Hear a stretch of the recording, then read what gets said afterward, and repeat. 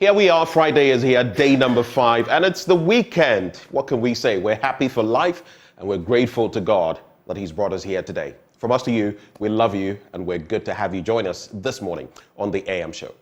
Now, coming up shortly, right after the news, which I'll be serving you in a bit, there will be the news review, and I'll be joined by a member of our political desk, Samuel Mbura, after which we'll have AM Sports. It's in fact Prime Take with Muftau Nabila Abdullah. His guest today is a man who's dedicated his life to boxing for more than 30 years. Many call him the father of Ghana's boxing. Yofi Boham is on Prime Take today, after which I'll be serving you my blunt thoughts. And what have I titled it today? Well, Bloodletting the State for Individual Gain, How Our Misleaders Have Left Us in the Lurch. Bloodletting the State for Individual Gain, How Our Misleaders Have Left Us in the Lurch. Look forward to that one. But then we get into our big stories. 2 major issues we've got lined up for you this morning. One, we'll be talking about energy. Some of us have been experiencing power outages. I did yesterday, as far as Achimota, Dome, Fafraha, and surrounding communities. The Ghana Grid Company says due to limited gas supply, there's a shortage of its 550 megawatts, which is causing the intermittent power shortage. We'll be delving into that issue as well. In recent times, the ECG, the VRA, and of course now other entities in the supply chain have had their issues. What exactly is going on? We'll break it down for you. We'll also talk about breast cancer. Now, did you know in Ghana, more than 4,000 women are diagnosed with breast cancer every year? Now, almost half of them die because they report when their conditions have completely deteriorated. Now, the theme for this year's awareness is no one should face breast cancer alone. And that's why this morning we've planned a panel of medical doctors who are going to be interacting with us on that beat. We'll hear from some stakeholders later on the show.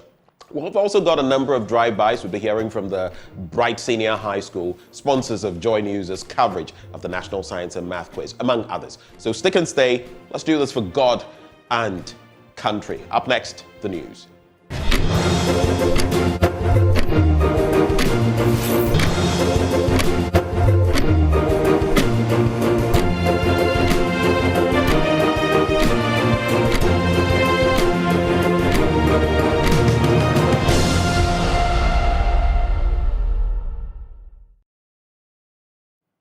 Here we go now with the news, and in our very first story, a pathologist at the Upper West Regional Hospital, Dr. Thomas Moore, has stated that self-breast assessment is important in early detection of breast cancer. He stated that about 4,000 women in the country every year were diagnosed with breast cancer, with 70% of them attending the hospital when the disease was at an advanced stage or may have spread to other parts of the body. Joy News' Upper West Regional correspondent Rafiq Salam now reports from Wa.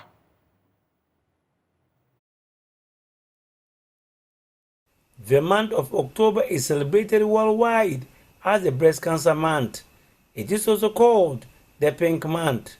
It is the month that the campaign on the awareness of the disease is intensified. In the Upper West region, 3 labor unions under the banner of the Trades Union Congress, TUC, namely Health Service Workers, Public Health Service Workers, and Teachers Education Workers Union, held a procession in the one municipality to drum home the message on the dangers involved in having breast cancer and the need to seek early treatment. We would like to educate all women not to always wait for the lump to be shown. You have a regular checkup. If you want, you can visit any of the health facilities for screening, and you will be alerted on whatever is there for you. Breast cancer is killing, and a lot of women are dying. We want to use this opportunity. This is October, the month of breast cancer. All women should go to the nearest facility. We are in the Upper West region, and we are the municipal hospital to get all women's breasts examined, so that those who will be found to have any lump in their breasts will be advised accordingly. All women should come out to check their breasts. Breast cancer is really a deadly disease. It's killing a lot. And to add to that, breast cancer is not only for women. Men can also get breast cancer. So all the men, even if you are not coming, urge your women to come out for the screening so that we will all be free from breast cancer. As part of our celebration, we did a radio talk show. We sensitized our women to come out. We are urging our men to encourage their women to come out and check. It's better to prevent earlier than to get to the cure stage. With several placards held aloft, some of which read, "Breast cancer is curable. Seek early and appropriate care. Breast cancer is cancer in our societies, and both male and female are at risk." They moved around some principal streets in the War Township and ended at the War Municipal Hospital. 185 persons had their breast screened, including one male. A pathologist at the Upper West Regional Hospital, Dr. Thomas Moore, in an exclusive interview with Joy News, shared out the statistics regarding breast cancer in the danger it poses. In Ghana, it's documented that up to 4,000 women are diagnosed of cancer, breast cancer every year. Out of this number, 70% present to the hospital when it is advanced, meaning that the disease could have become more serious or spread to other parts of the body. So it's a dangerous disease, and our mothers, our wives, our daughters, who are primarily the people affected, should take it seriously and seek early care. In Upper West Regional Hospital, since its inception 3 years ago, we have diagnosed 256 cases of breast cancer, and out of this, 2 of them are male, and the rest, that means 254, are female. Dr. Thomas Moore added that several people have lost their lives through cancer in the Upper West region and called for early and appropriate care. Breast cancer has taken the lives of some of our daughters, our wives, and our mothers and grandmothers, including healthcare workers. Sadly, we have lost a number of our own staff to breast cancer this year and the years past. I'll use this occasion to call on all women and also the men that they should take breast care very seriously. It is important for all women to know that self-breast assessment is very, very important in early detection of breast cancer.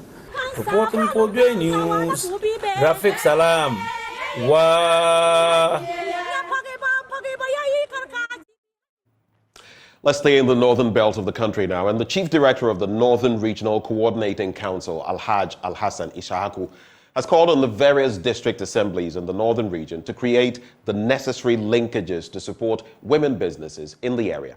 He said the growth of businesses of women did not only remain with them, but had a trickling effect on the economy and families at large.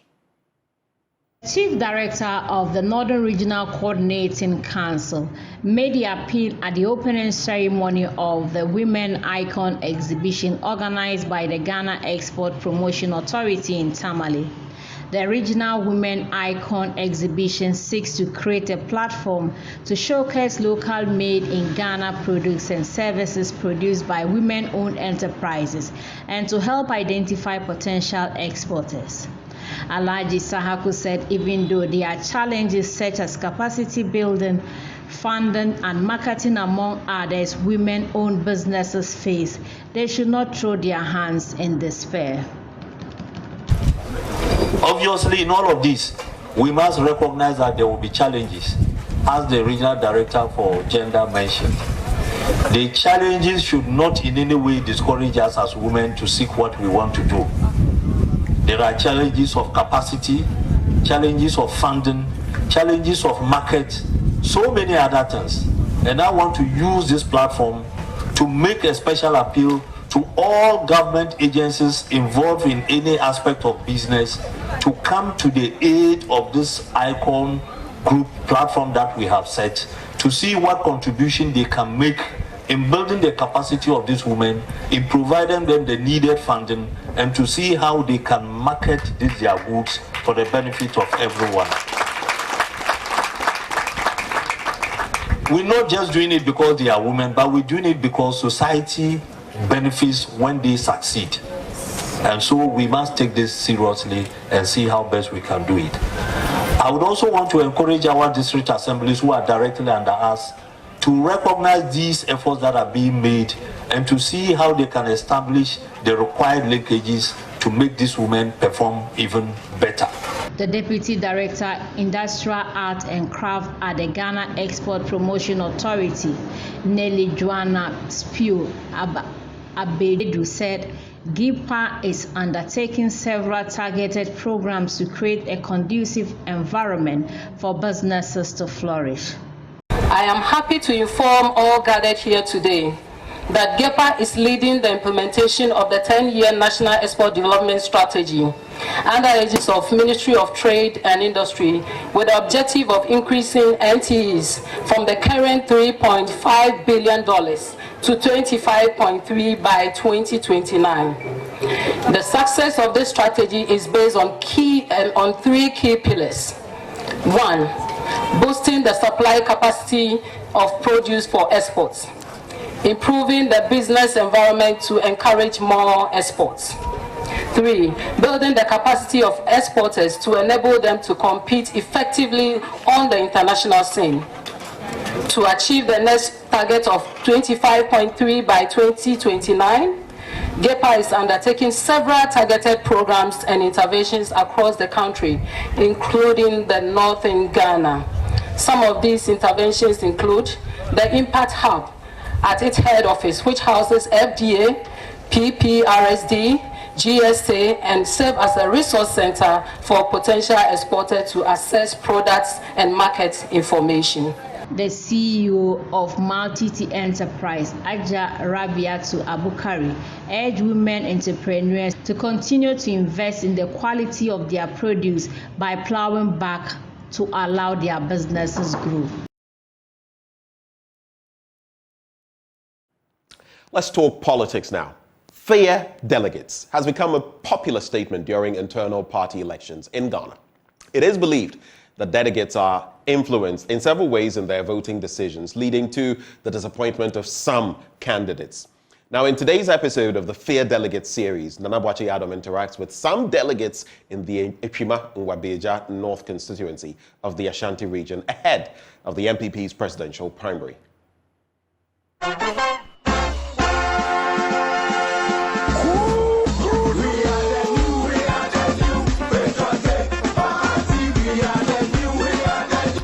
I will not say fear delegates, fear human beings, because the delegates haven't come from a different planet. The delegates are all human beings. Some are even my relatives. For all you know, you, even the interviewer, you are also a delegate. So I could also be afraid of you.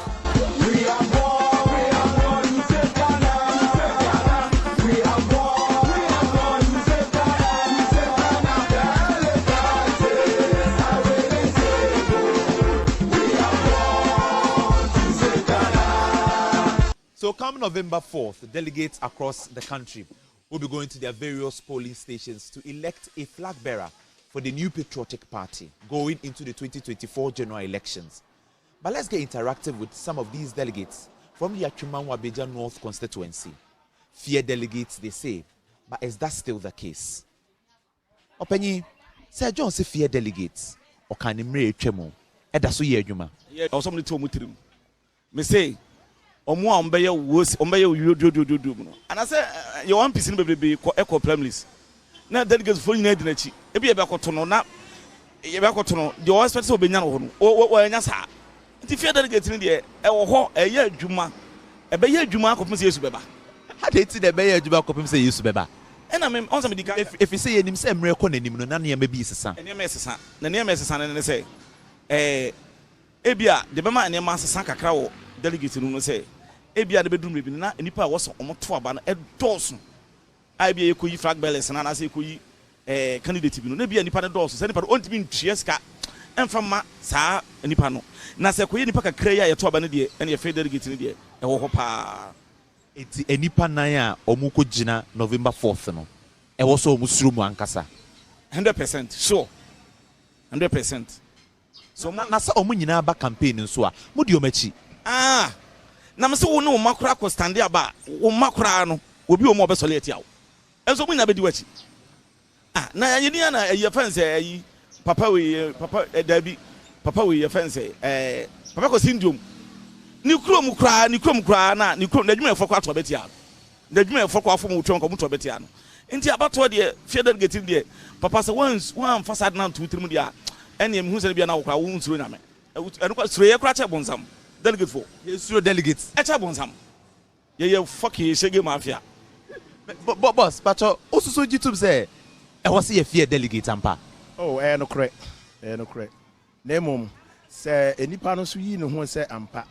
Na ne nsɛm a wɔka no sɛ ebia ɔba ɔbɛyɛ bibi aboa mo sɛ deɛ ɛbra etwa mu no na police station for no hu nhia no na sɛ ɛndɛ obi ba no ɔka sɛ ebia meme deɛ me ba mɛyɛ ama wa ne kasa no etimi ma ho sɛ we deɛ ɔba ɔbɔbɔ no ho mmɔden kakra so ho enti no deɛ wo kan sɛ aspirant bi wɔ ha wɔ sɛ ɔde tu ne tirim sɛ ne message kura count no correct. The message count here, I also fear delegates. Oh, yeah. And they said the million cano. I was a quasi say a real sebese. So what I say. Eti Oba can a someone be convince delegates no. Can they be convince woman? So what I say, and yet media can near Oba over to me. O can near Oba now over to me. And no Bama independent when say ampa. As you see in your mujidi and at the end of any my member also so penny. Uti unianuma almost a fear delegates the ampa. Also, YouTube a fear delegate or Medasi Media Minindi. The son say Nipano a casa and money a casa. Until your money a casa and so can't 7 at 12 Maswa. The baby and a wood trim. 7.4 casa say, baby be what them are. Why with him?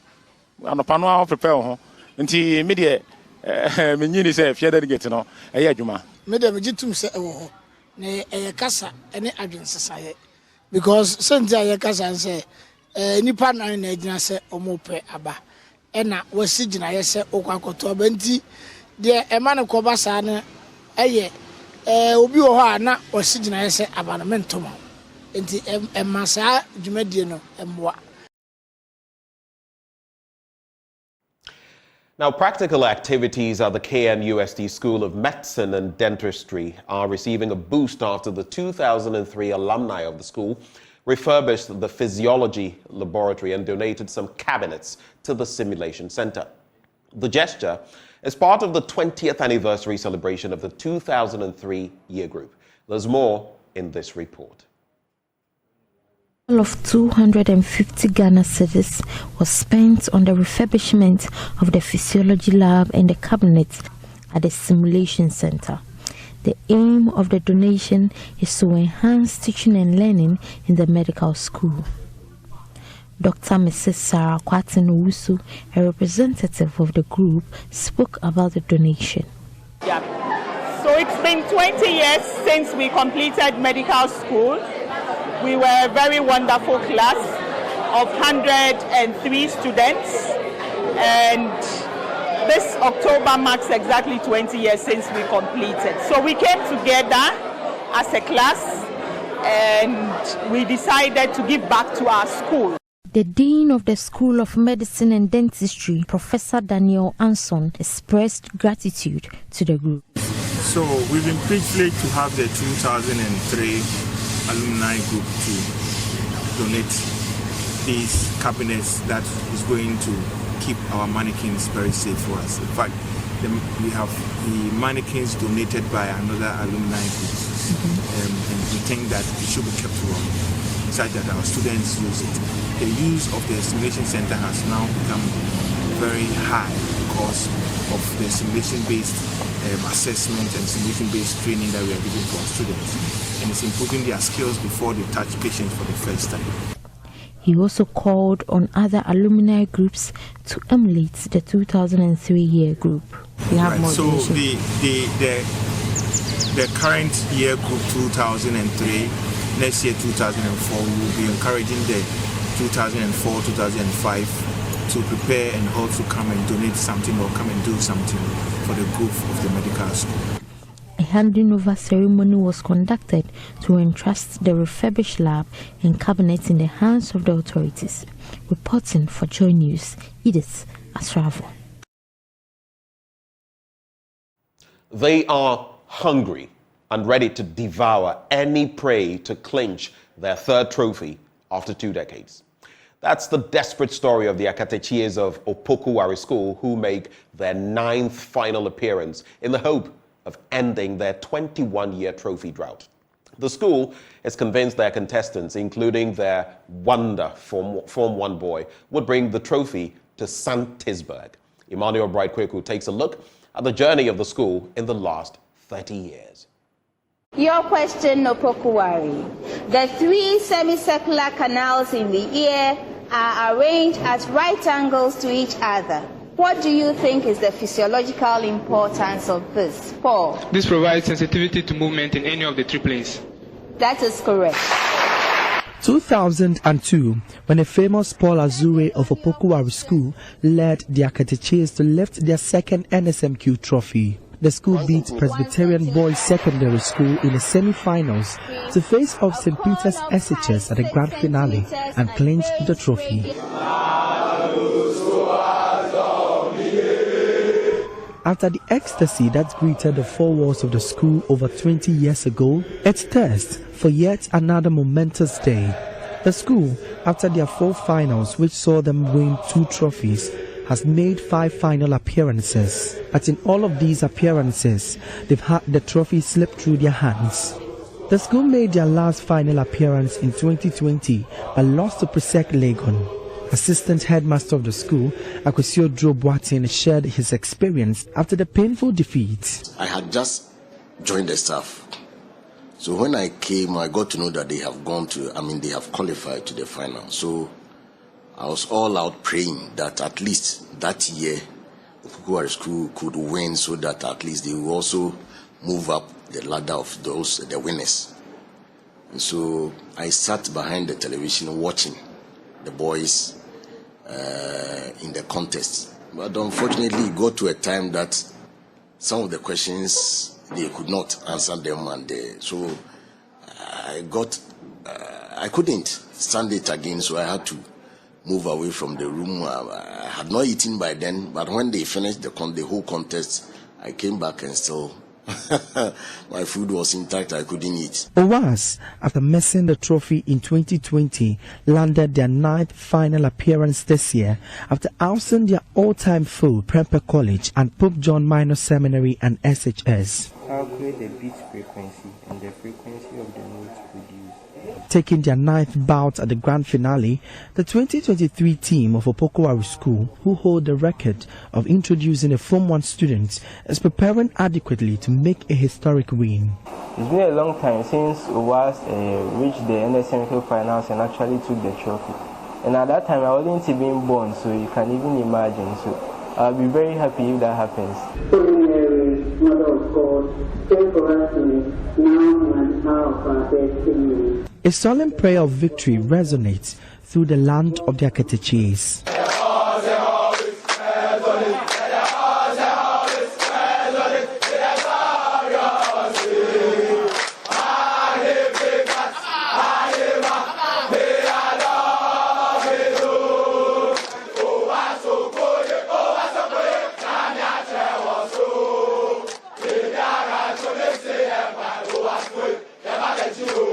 Like a hungry lion, the Owarians are ready to devour any school. I know how my boys are prepared, and I know that we are going to murder all of them. We are going to kill them. We are going to kill them. We don't know Presec. Who is Presec? Opoku-Ware School. Opoku-Ware School 2023. We are winning. We are winning. Who is Presec? Achimota. You will take the trophy from their hometown and bring it to Ashanti region. Fantastic. Form 1, and he's already lasting the Form 3s who have studied for 3 years. We are just trying to say that 1 year in Opoku-Ware School is worth more than 3 years in Prempeh and Presec and Co. Yes.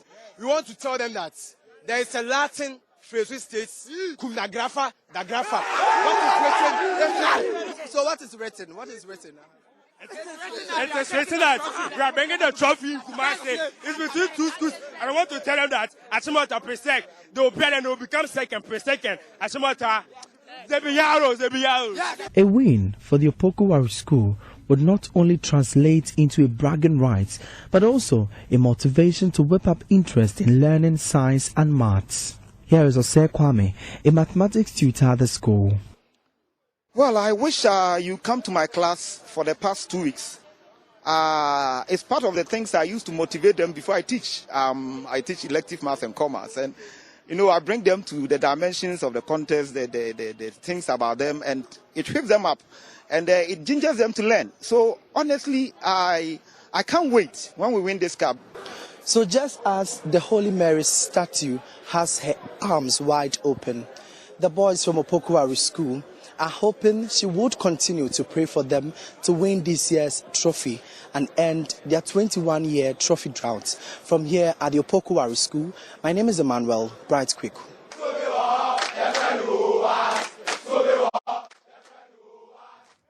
And it's on that competitive note that we wrap up the news this morning. But stay with us. Samuel Mbura of our Joy News political desk joins me for the news review up next.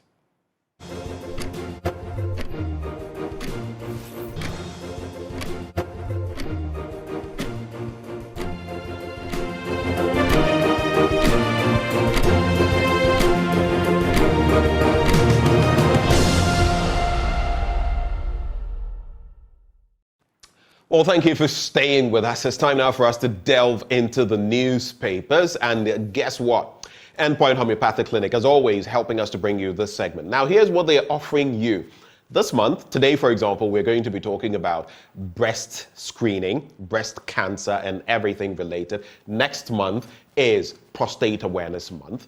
So, have you checked yourself out in recent times? When it comes to your prostate, if you're a man, you're just walking about thinking everything is A-okay, you could be surprised negatively someday. How about you as a woman, your fertility? Do you know what the status is? And that's why you ought to go to Endpoint Homeopathic Clinic, because they are offering you free services. Just come, get screened for free.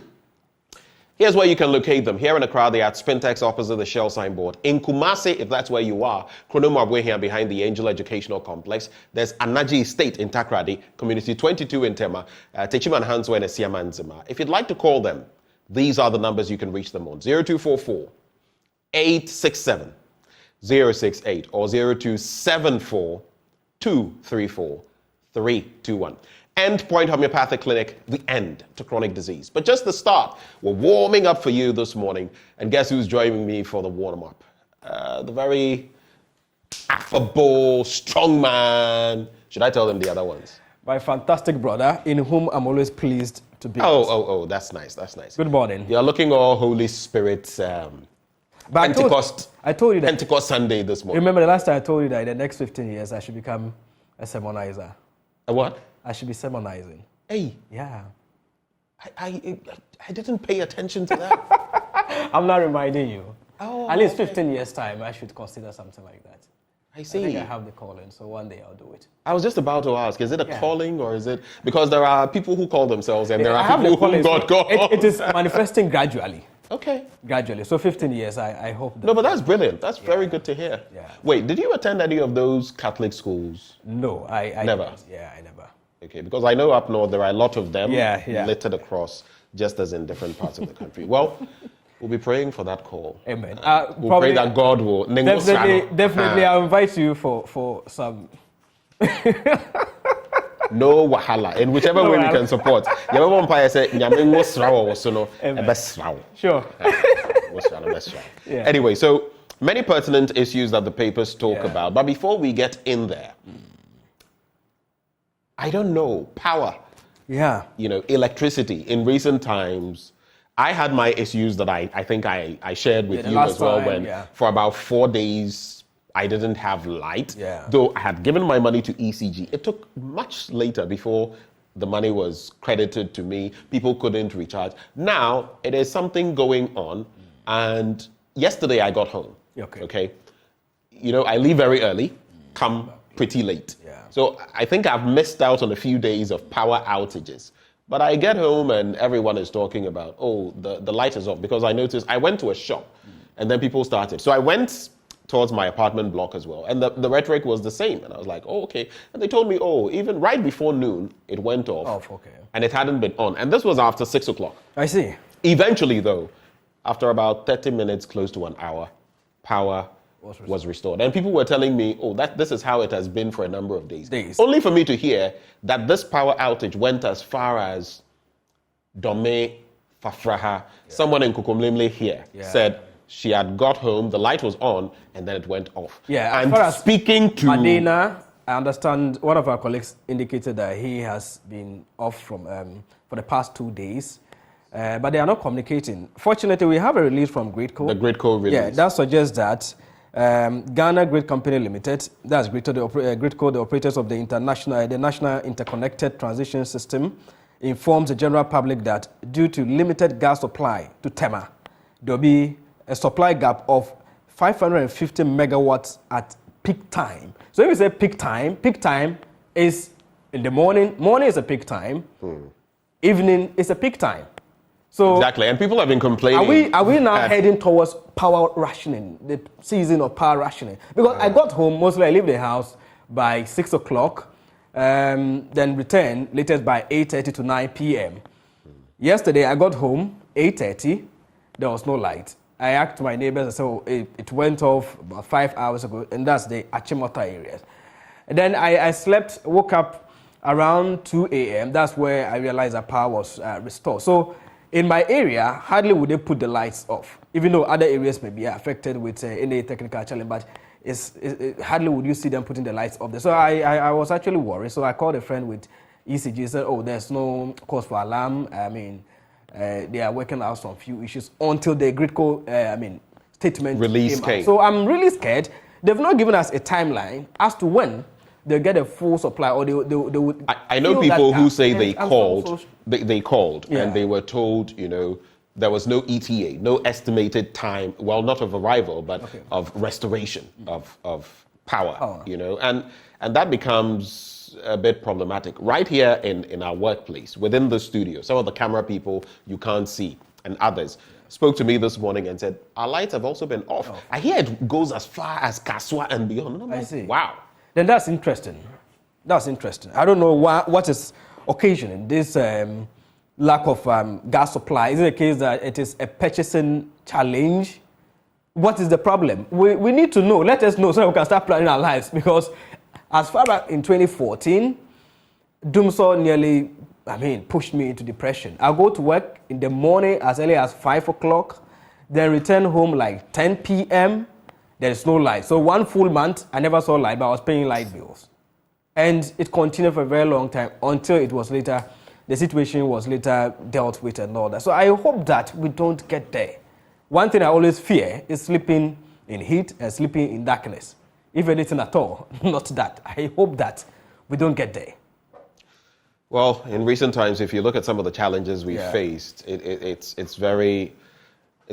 not comforting at all. And I'll just say that those in the supply chain, you want more money. You've been talking about increments with the PURC and all of that. Give us better service. That's all we're asking you. You're taking more money. Give us better service. That's it.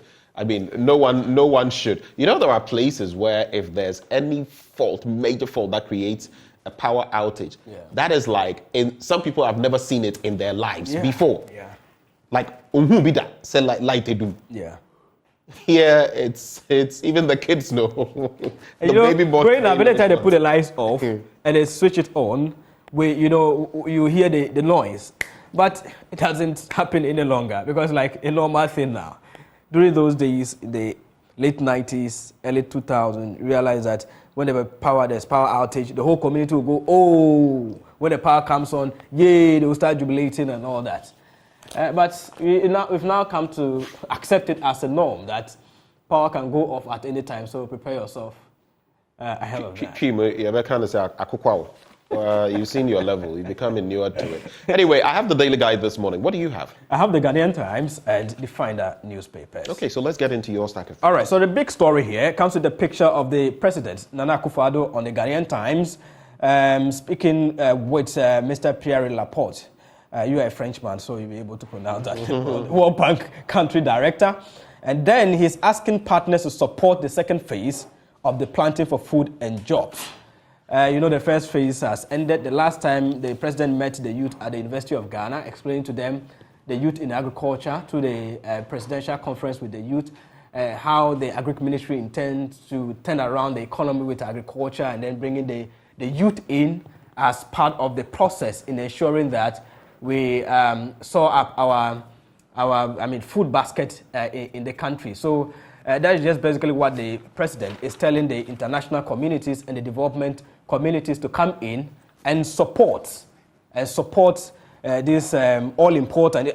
Planting for food and jobs is actually an important thing. However, the challenge had to do with the fertilizer subsidy that the farmers were raising concerns about and all that. We only hope that the development partners also do their own research and see how feasible this project is, and also come in with further support to expand it further, especially targeting the youth to drive the agriculture sector, because we know that it provides over 65% of our workforce and all that, and then it needs massive investment into it. I don't know what your take is on the agri sector, how we are dealing with it, whether we are actually paying attention. I think the last time we spoke about it pertaining the cocoa sector and the cash crops, how we are treating it and all that. If you go to the Asian tigers, you see how they are deliberately fashioning our policies to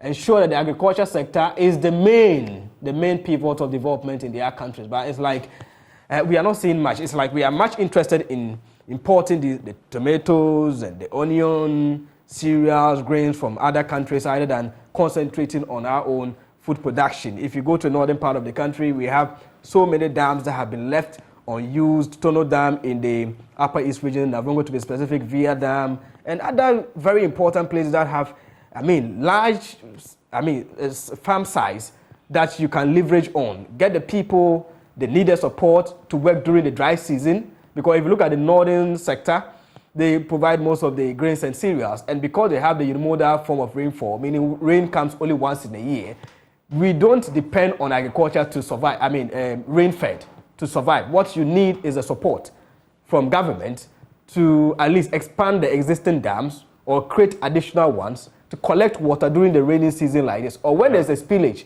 of dams, like we have seen in the Akosombo Dam, it can be redirected to these areas.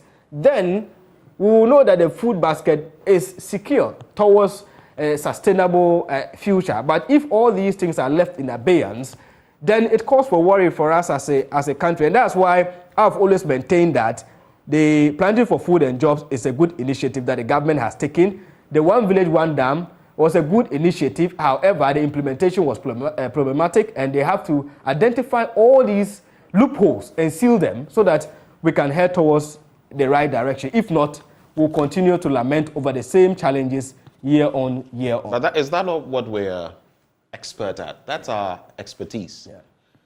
The book of lamentation, we open and lament, and at the end, we don't apply. So you can call us the COL, the country of lamentations. Oh, and it's so sad, and this has happened now, and leadership, or better still, misleadership, and we'll do this and we'll do that, plenty talk, then everything goes to sleep. Sometimes people blame us that we discuss the issues and then we let go. No, it's not that we let go. There are many issues that keep happening. We'll keep re-echoing some of them, but the point remains, if after all the talk, those who are supposed to walk the walk don't do it, are we the media the ones who are going to construct the roads? Are we going to put up the airports? Are we the ones who are going to build the Pualugu multi-purpose dam? Are we the ones going to do it? No.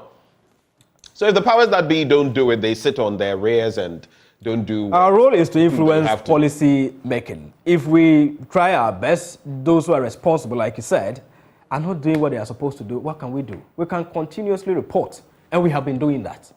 I mean, look at seeking accountability, for example, from the Ghana Airport Company. And recently, as far as Frontiers Healthcare is concerned, and the RTI Commission suing that institution for 200,000 plus Ghana cedis. Why must they come to that? Give us the information, because we want to do right by the people. We want the people to know what went into those contracts. If there's anything shady in there, and we have reason to believe, let us know. Why are they? That is how things are done in this country. No accountability. No accountability. All right. The second big story there will deal with personnel who extort from public. This is coming from the IGP, Dr. George Akufo-Addo. In the past days, what he has done is to make that frantic effort to meet with influential leaders in society. The last time he met the Ahmadiyya Muslim mission in Ghana, they talked about security and public safety. He also met with the chief imam and his people at the headquarters. He extended it to the GPRTU. He met the creative industry. Yesterday, he met the election committee of the NPP ahead of the November Congress. And then he ended the day by meeting members of the National Peace Council and the Pentecostal Church of Ghana. So the main agenda is to bring policing to the doorstep of all these stakeholders ahead of the festive season. So in that conversation, the issues about professional conduct of officers came out because it was premised on the sermon that Dr. Dampare gave, talking about accepting or having the attributes of guilt and shame. He said that, his point is that as a human being, you should have that room to accept guilt, to accept shame, so that it will prevent you from being offensive or defensive when issues came up. So the clergyman also put it to him that we admire the way you do your work. However, some of your boys, especially those on the roads, are extorting money. They think it is embarrassing, and they want the IGP to step in to bring sanity into the system. Because if you look at the top hierarchy of the Ghana Police Service, they appear to be doing well, or they are doing well in terms of the image of the Ghana Police Service, living by its slogan, service with integrity. However, the lower ranks, are they really doing that? And that's where Dr. Dampare responded and indicated that they will deal with them. Anyone who has an issue should report to the Professional Standards Bureau, and then they will deal with it. I think they have dealt with other issues subsequently, reported cases of misconduct of officers, in which the public is not even aware. This whole thing about the PPSB, listen, there are two matters I've taken there. One, a personal matter. My director on board today is aware of that. What the police did. Totally out of line. Yeah. Pushed it, came through, and that is when, I'm sorry to say this, but some of our officers can lie through their teeth. It was clear. We were even pushing for CCTV because on the stretch there was a CCTV, camera. Okay. Let us go, rewind, play it on that day. Oh, Cobra. After a long while, you get frustrated and leave it. You remember that issue with the gentleman somewhere around Kanishi, a reckless police officer.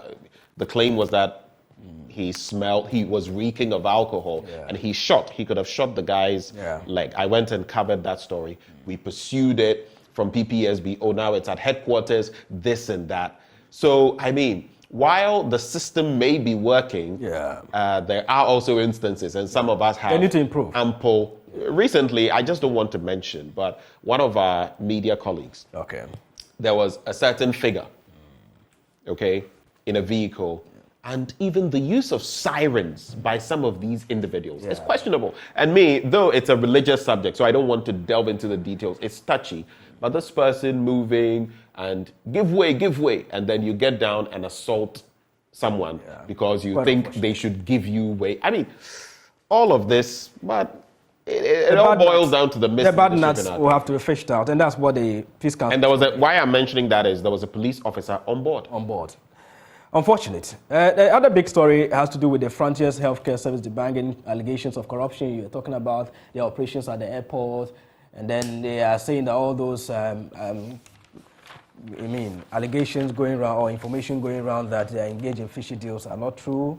They are palpable and should not be seen as the truth. So that's what they are debunking there. The next story there has to do with Kandapa filing order for substituted service on Baka Vomawo. Prior to their demonstration, or in the course of their demonstration, the claim was that there were attempts for them to give them $1 million to stop the demonstration. And then he mentioned the National Security Minister. The National Security Minister filed a suit of 10 million Ghana cedis against him. However, it has been difficult to serve him the notice, serve Baka Vomawo. So the lawyer for the National Security Minister is asking for a substituted service to deal with him so far as this case is concerned. I think these are some of the serious stories. And then there was one, the Takrade Agona Kwanta Road, there was serious traffic there, and people are also raising concerns about the poor nature of that road network there. It's on the back page of the Ghanaian Times. The residents are actually calling on the Roads and Highways Minister, MTTD, to move in quickly to ensure that that stretch of road is safe for them. All right, let me take this message from my momsy. That's what I call her. Good morning, Susanna Manua Ankra. And she says, good morning, son. I see you're looking very dapper in your pink, supporting Women's Cancer Day or breast cancer. I heard you were talking about ECG and power cuts. Other headaches are buying the credits and loading, like I said. Yeah. Sometimes you have the money. Yeah. You pay, but it will tell you it is pending. Yeah. Wait 5 hours. It will tell you this and that. Nothing seems to work from their app and any products they offer. It's a complete mess. I bought electricity 3 days ago and still can't load to top up. The device doesn't work, so I'll have to go to ECG for someone to come and do it. It's crazy. Please say something. And that's exactly what we've been talking about. I've been through it. 4 days I was without light. I had to call Samuel Dubik Mahama, and now he was telling me something about something coming from South Africa. Jeez. It has finally been so resolved. Until it comes from South Africa, I have to remain in darkness. Then they should give you a flat rate, or? I am paying you money, my hard-earned money. And you're telling me, oh, wait, you've paid us, we've taken your money, all right. But where in the world does this happen? Yeah. Anyway, Susan, I'm sorry you have to go through this. You are not alone. Many people are. And I keep saying, look, if your app will not work, just take it off and let us know that I have to go to a vendor or I have to go to the ECG. Rather than maybe hazard it, maybe someday I come late, I realize it's low, I top up, and then... You take my money. You take my money, but you don't give me the light. Yeah. Anyway, the Daily Guide newspaper. Atoforsen drops 3 witnesses. Court sets aside injunction against Gamanye funeral. So it's happening. Yeah. It's going to happen according to schedule. NPP chairman deny cash and cars a bribe. Ayo. Government focused on commercial agriculture. Why did you say ayo? No, I wonder why. Oh, but why? Why did so the allegation is that the over 270, about 275 constituency chairmen were giving 100,000 Ghana cedis and pickups. Ayo. By the camp of the vice president. Ayo. So they are asking for evidence. How are you able to establish that? If your chairman was given a pickup, definitely you see him using it in the constituency. Okay. And you even had the vice president himself coming to the bank that claimed that he gave out the pickup. So they are asking those who are making those allegations to come with further and better particulars to back this. Okay. You don't believe that? Oh, me, I don't know. It's up to them. It's up to them. Anything can happen in politics. Yeah. There's something. Sometimes we forget. There's God.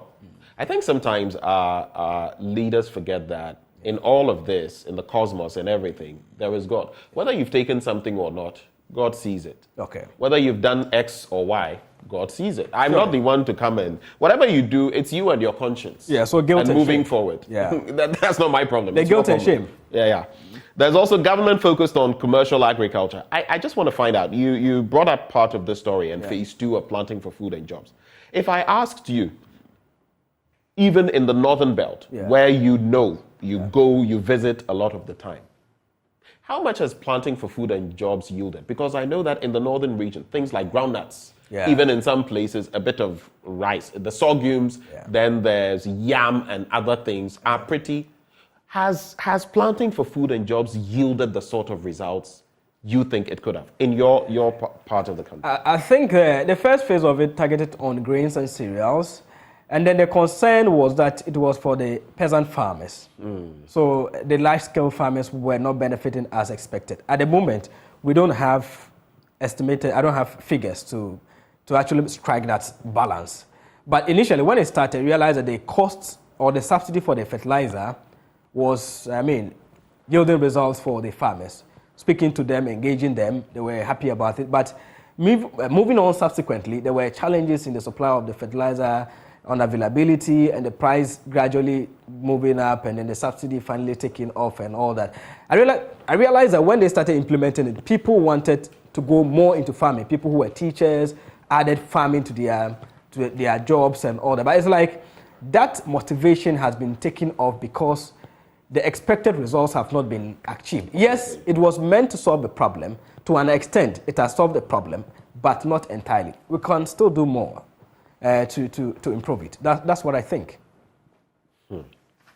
Anyway, Let's get into that story, though. The New Patriotic Party deans of constituency chairmen have expressed shock at claims that Vice President Dr. Bawumia gave them 100,000 Ghana cedis and pickup vehicles each as an inducement to vote in his favor during the party's special delegate polls held on August 26, 2023. According to them, the claims are not only false, but also baseless and calculated at tarnishing their image as constituency chairmen. The NPP chairman stated that the false claims came up at a time when they were working tirelessly across the country to ensure that a suitable presidential candidate was elected from among the 4 qualified candidates to lead the party to break the 8-year power alternation and to, quote, continue with our unmatched and enviable record in the history of our country as a party in government. Again, I will say, ayo. Yana Shatawale. Ayo. I see. I actually love that song. You like that song? Yeah. I used not to like his songs and his personality, but it got to a point that I understood him better and I started enjoying it. Did you follow him from when he was Bandana? Bandana from Ghana. Really. Oh. Yeah. Not really. Not really. But now I've come to like his personality. He's controversial though, but I think the guy has something that Ghana has. I don't like everything about him. I like some things about him. I don't like all of his music. I like some of his music. I'm more of a Stonebwoy person, but I also feel that it mustn't be mutually exclusive. Yeah. You can like different artists for what they stand for. Burna Boy, I like him for his creativity. I don't like him for his arrogance in certain instances. You know, Davido, I like him for some things. I don't like him for other stuff. Yeah, but if you are especially with the girls, you know, Davido be sharp. I like Shatawale, but when it comes to dance hall, any day, anytime, I go for Stonebwoy. I will do Stonebwoy. Stonebwoy over Samini. I loved him, his lyrical content, too much. Anyway, so let's get into this one. Akufo-Addo drops 3 witnesses. Minority Leader in Parliament and former Deputy Minister of Finance, Dr. Cassio Akufo-Addo, has withdrawn 3 names from the list of witnesses to testify for him in his trial for causing financial loss to the state. They include Seydou Kotoma, a former Controller and Accountant General, Patrick Nimo, Chief Director at the Ministry of Health, and Dr. Henry Kofi Wampa. Remember him? Yeah. A former governor of the bank. So the lawyer has not given any reason. He only communicated to the court that the witnesses are no longer going to testify for his client. We don't know why, though. Back in agriculture, Ghana to reach food self-sufficiency by 2028. You know there are certain regions in this country, just one region. Take the Bono Enclave. Bono Belt, They can, in fact, feed not just Ghana. Oh, yeah. Feed and export. West Africa. Yeah. But here we are talking about 2028. You know what? Seriously. Seriously. What the minister saying? Seriously, we are not thinking. Ben, so if he's saying that we are reaching food self-sufficiency, what exactly does he mean? That he is privy to the data from the Agric Ministry. The maize, the rice, the gap that we have to fill. At the moment, have we even moved an inch towards filling that gap? The grains and cereals, the legumes, and all that. Then we'll now talk about the tomatoes that we import from Burkina Faso. I always see the truckloads of tomatoes passing through the Paga border into Ghana. What are we doing exactly about it? That we are making these projections. Are we just making the projections? Are we putting in place the rightful measures? I'm looking at sustainability because I belong to the school of thought of sustainability, a sustainable future. If we don't look at pragmatic measures towards a sustainable future, and then it is all about talk shop projections, not meeting our target or setting unrealistic targets without actualizing it on the grounds, then it comes to nuts. And I think that they should continuously engage the, I know the extension office, agriculture extension officers are doing so well with the education and all that, but we have to whip up that interest in agriculture. Look at the Galamsey farmlands. I mean, most of the farmlands have not been given out for Galamsey activities because there are no incentives for these farmers to continue farming. Senior. So if you have Galamsey as a threat to the country, it is threatening climate change. Your projection is that we'll attain food sufficiency by what? Is it 2030? 2028. 2028. How many years to go? 5 years more to go? And you have Galamsey, you have not dealt with Galamsey. You think that we can achieve this? Let's start dealing with. We have seen the horrific videos, pictures, destruction to the environment that Erastus, our own brother, has shown to us. So If we don't deal with it, your food security projection that you are giving, we cannot attain it. And that is why I am saying chemicals are just destroying our vegetative cover. And we think that by 2028, we can deal with it when we are not making the rightful decisions to deal with galamsey. The former Chief Justice at the Supreme Court, Mr. Raymond Atuba, talking about the fact that even when he saw the galamsey site, came to rallies, get support from his colleagues to deliberately invite those who matter in dealing with the menace. He wasn't getting the support. So you see how multifaceted the challenge is. If we don't make deliberate effort, rally those who matter, and I think that Otunfo, I believe he has been doing so well, dealing with chiefs and then uprooting them from their seats for endorsing galamsey, we can never attain this target. I'll tell you, the three arms of government, executive, legislature, judiciary, they've left us in the lurch when it comes to this fight against galamsey, which is why today you ought to join me as I get into the Trafigura issue and Cocoa Board and the rot across the board. I'll be talking on bloodletting the state. Back then, they would bloodlet as a form of cure. Bloodletting the state for individual gain. How our misleaders have left us in the lurch. Stay with me for that one. Elisha Benin says, good morning, Mr. Akako. We don't have control over the so-called system of power because it's now in the hands of the ones who made the meters, mostly getting in the beginning of the month. The meter takes 15 cedis of your remaining power and renders you powerless until the system is in the hands of Ghana. Can we say we have a system? Worse is yet to come. God help us. I hope not. I hope the worst is not yet to come. I'd be a great U.S. president, Arnold Schwarzenegger says so. You know, his name is interesting. Schwarz. So it's Schwarz. The Germans pronounce that. Oh, okay. In German, Schwarz is black, and Neger.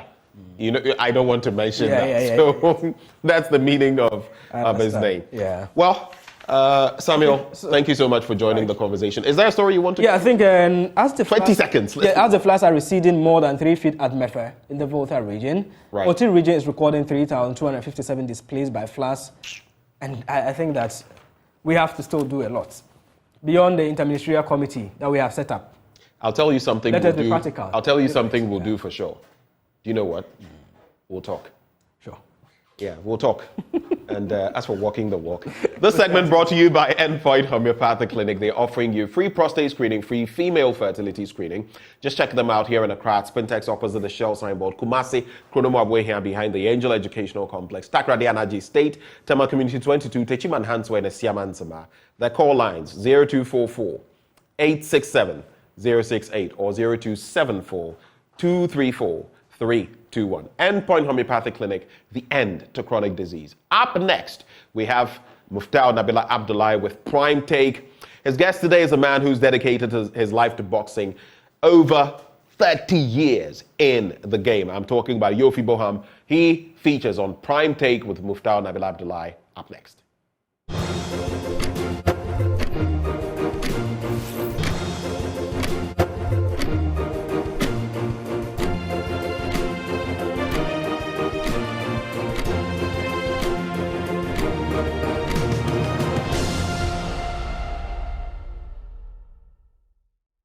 Mr. Boham, thank you very much for your time.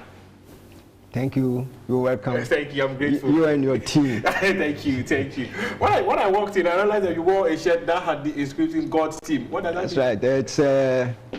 That's the name branded to a Ghanaian German-born boxer. Okay. Who I handled some time ago. Okay. And that was the insignia of the team. Okay. When entering the ring, that's the power of God.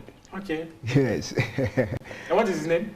I've forgotten. He has a German name, which is very difficult to pronounce. Yes. I can understand. That's going beyond the borders of Ghana. Yeah. Yes. He was domiciled in Britain. Okay.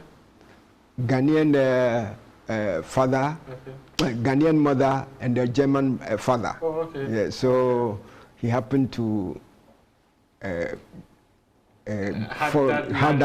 the privilege of contacting me to steer his affairs. Okay. I got him to the WBO international, but he lost. Okay. And then the interest went away. That I can clearly understand. Yes. But talk to us briefly, Mr. Boham. I'll come to the point of you deciding that you want to do boxing. But your early childhood beginning, what were they like? Well, I've never been a fighter. My parents knew me at that time to be very timid. Okay. Yes.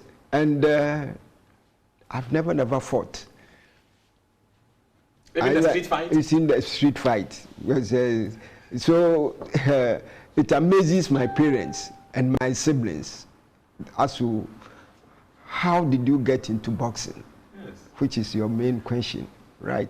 Well, when I was growing up, my youngest uncle, he was a street fighter, a boxer, and he was training in Sekendi Neighborhood Center with the legendary Eddie Blay. If you've heard the name. Yes, I have. Eddie Blay was the national champion during the Kwame Nkrumah era. He, an Inzima born Eddie Blay, whose brothers are still some in politics right now. Okay. Yes. He was a boxer training in Sekendi, and I used to follow my uncle, my last uncle, to the gym. And well, I didn't know what it was about at that time, just going in and punching bags and all that. But when I entered into my teens, then a friend of mine who was at Abosokai was running a gym. And I happened to be close to him, called E.J. Sabute. He was a customs officer. So he happened to have been transferred out of Accra. And he says, I would like someone to look after the gym for me. And I devoted myself and was visiting the gym, attending to the training sessions of the boxers, and gradually through that I became the representative of the gym on the Greater Accra Boxing Association meeting. So attending the meetings gradually, there I got to meet the late Roy Ankra. Yeah. Yes. And they all came to like me. So I ended up, being voted into the Greater Accra Association. Okay. From there, gradually, then I was approached with 2 boxers to manage and promote. Fine. So the promotion made me to register a promotion company. Oh, okay. At that time, to promote boxers. The 2 boxers. He is a Tondaye, now of Atimpoku, and then the late Remus Ajare. They were then being trained by the late Surprise Soa. Surprise Soa, around the Bukum area, Swalaba. That's where the gym was in the house. You can't believe it. It's not a gym, but in the house, cemented house. And when you enter there you see Rankra came out from that gym. Okay. You have Tukwe Klote. Most of the Ghanaian boxers were all trained by this Surprise Soa. Okay. Yes. So together we worked, and then promoted Tondaye, Remus Ajare. They all became national champions, and that was the era of retired Major Amaka Amatefu. Oh, okay. Yes, that was his era. Yeah. So they became national champions. Then with Tondaye became the Commonwealth featherweight champion. From there, became the Commonwealth super featherweight champion. And that was a history, because no individual had won 2 Commonwealth titles or held 2 Commonwealth titles before. Rankra was featherweight. Those who went in lightweight, middleweight, and all that. But Tondaya became the first Ghanaian ever under my management. Ramos Ajari became a national champion, and Amakai, Major retired Amakai Matefiu, brought in an opportunity for Ramos Ajari to be the first in the world to fight for the WBC International Championship. Okay. That was the time that the WBC International Championship had been instituted. Oh, okay. Yes. Okay. And Ajari was to be the first to fight for that title, the whole world. We had the approval from Suleiman, the late Suleiman, WBC president at that time.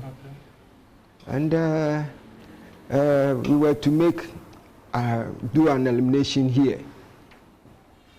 Very, very unfortunately, a week to the fight date, Ramos Ajari got stabbed in the rib. So the fight had to be put off, and it was put off for 1 year. But you know, the boxing world or the sporting world, no one waits for anyone. Yes. So that opportunity yes, left the shores of Ghana. After 1 year, we did the fight. Ajari had then recovered, but I think his strength had then diminished. Yes, diminished. And he happened to be the first Kwawu-born boxer. Okay. He was a Kwawu-born. Tondaye was an Atimpoku, that is a Kwamu-born. And he was then supported by Colonel Grant, I think Colonel Grant, who became a PNDC secretary. Yeah. No, not PNDC, it was under Chiampon, Secretary for Health. Okay. Yes. He happened to be marrying an Akwamu lady. Oh. So they came together and then were supporting Tondaye.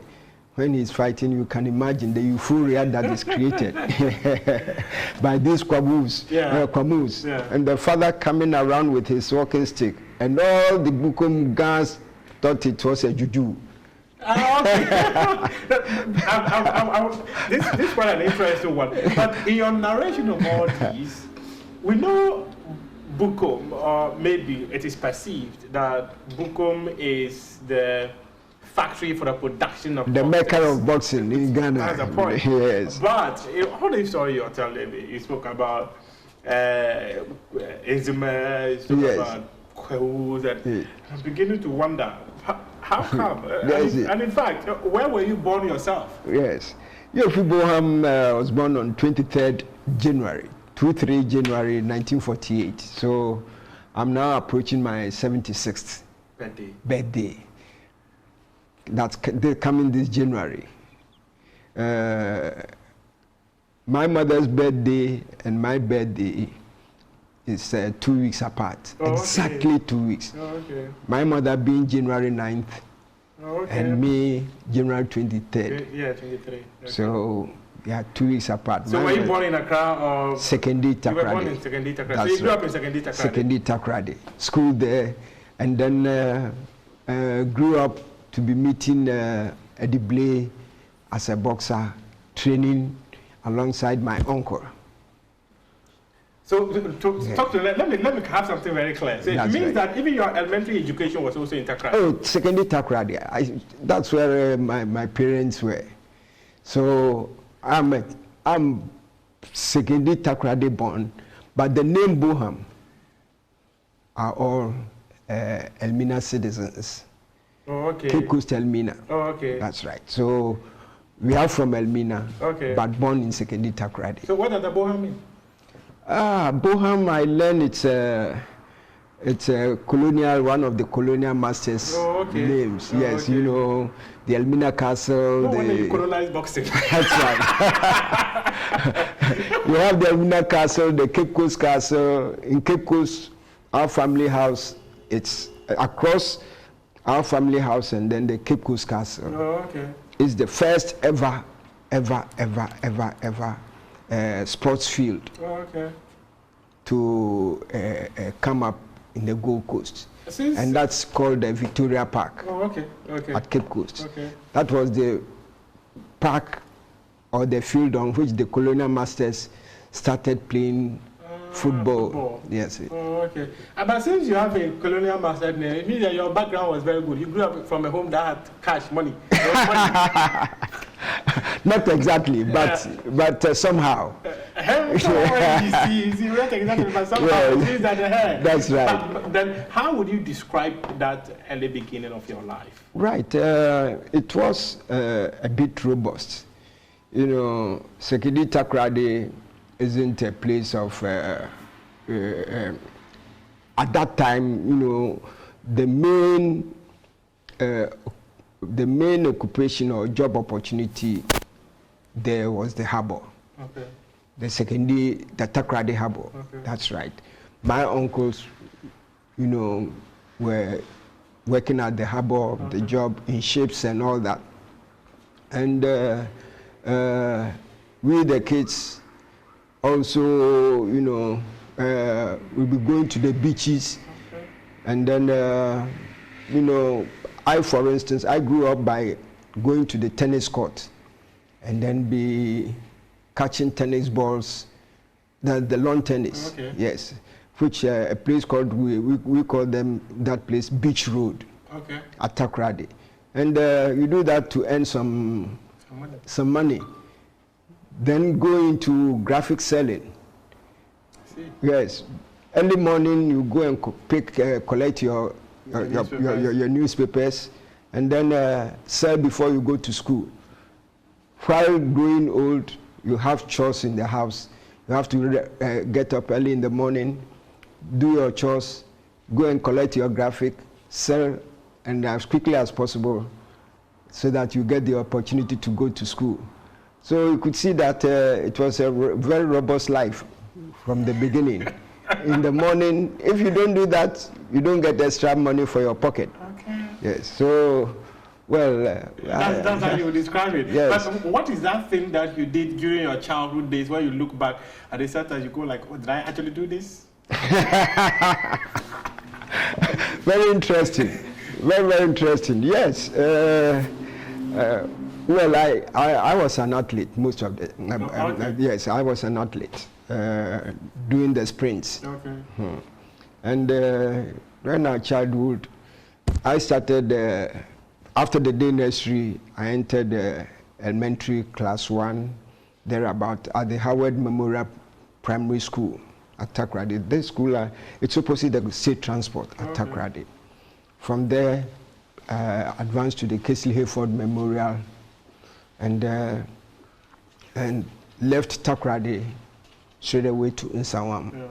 My uncle picked me to Nsawam. Right.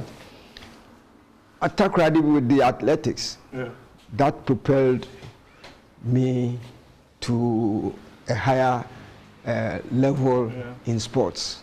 At Sekedi Takoradi, and then the Western region. So famous. That's well, not that famous, but as talented athlete, probably. But there was one guy who I could never beat, and that really pained me, because I was always second to him.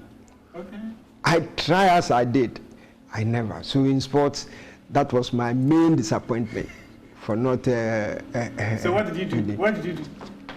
I had to be content with my position as second. Yes. but off the track as an athlete, what is that childhood thing that you did? That you go like, right? Maybe you go to your mother's bag and pick her coins or what? Oh. Did you do that? Oh yes. You cannot run away from that. my mother grew up by. Learning how to bake from my grandmother. Yes. No, they were born in Nsawam.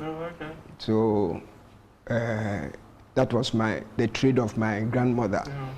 Bread and cake baking. And that was taken over by my mother. Now,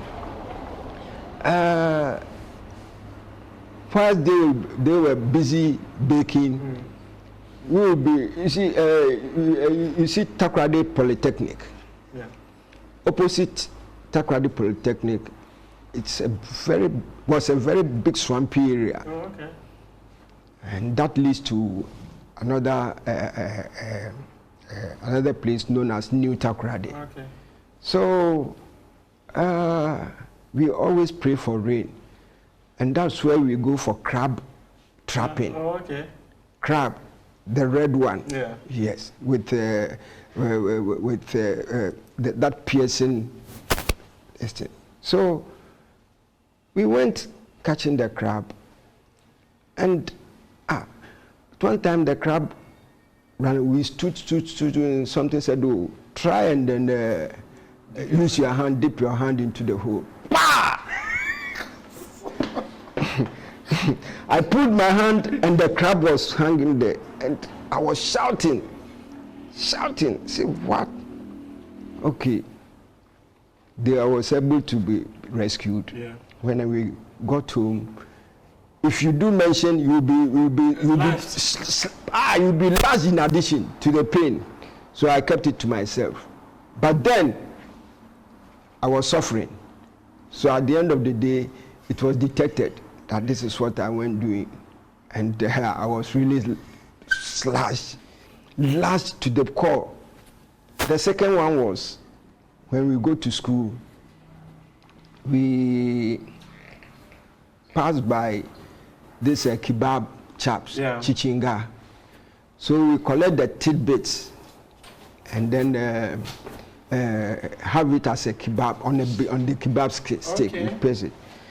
Then we will be roasting it gradually. Whilst one will be turning the kebab, yes, you will also be fanning it with your mouth. You have to blow the air. Yes, blow the air so it came to my turn. When it came to my turn and I was blowing the air, then someone kicked the other party, and the fire straight away to my mouth. What blisters and everything. Yeah, how do I go home? How can I? What do I say? Well, I got home all right. What's wrong with you? Couldn't talk. What's wrong? Couldn't talk.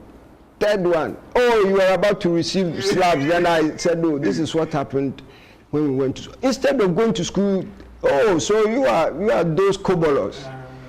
You're learning to be a kobolo. Early morning, I was marched to school. Complaint was made to the headmaster. Headmaster went to the class and asked for all those who were in my company, and that became a very big problem because all those involved, their parents were invited to the school, and I really regretted. Everybody was punished. Everybody, including me, who was even having my blisters. But I'm sure those things actually taught you lots of lessons. Oh, yes. You know, to talk about it and laugh. Yeah. Yes. I have only one classmate in Takoradi who used to call me. When he calls me, then, we laugh over it. Yeah, you talk about old days. Yes, those days. And when my little brother would come to the class and then be shouting, Yofi, Dada Frau. To the class teacher will ask, hey, where is he from? He come all the way from the house to the class. I say Dada Frau. Yeah, Dada Frau. For what? Nobody knows. And up to today, my friend Odro mentioned it when he calls me on phone. Dada Frau. And Dada Frau in the athletics to Frau. So why didn't you do the athletics more? Oh, actually, I stopped it. I lost interest in it. What happened? I lost interest in it and rather stick to table tennis. Table tennis, okay. Yes, okay. Stick to table tennis. So right from Nsawam back to Takoradi and all that, table tennis was the game that I loved. Then in table tennis, you came to Accra. Yes. In fact, you didn't even go to the factory for production of boxes. But you went in there to do boxing. That's right. And when I handled those boxers, I never regretted. That's Tondaya. They made me to be very popular.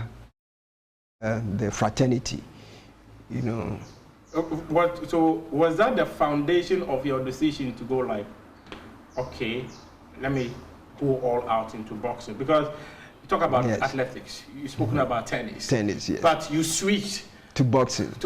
Yes. And it is boxing that you actually built a wonderful career for yourself. That's right. So that's right. Let me have a perfect picture. How long did your friend at Abosokai leave the gym for you to manage that you were able to? That's he went on transfer, even though the place was his family home. He went on transfer. He was on transfer, and so I handled it for a couple of years, about almost 10 years, till he came back.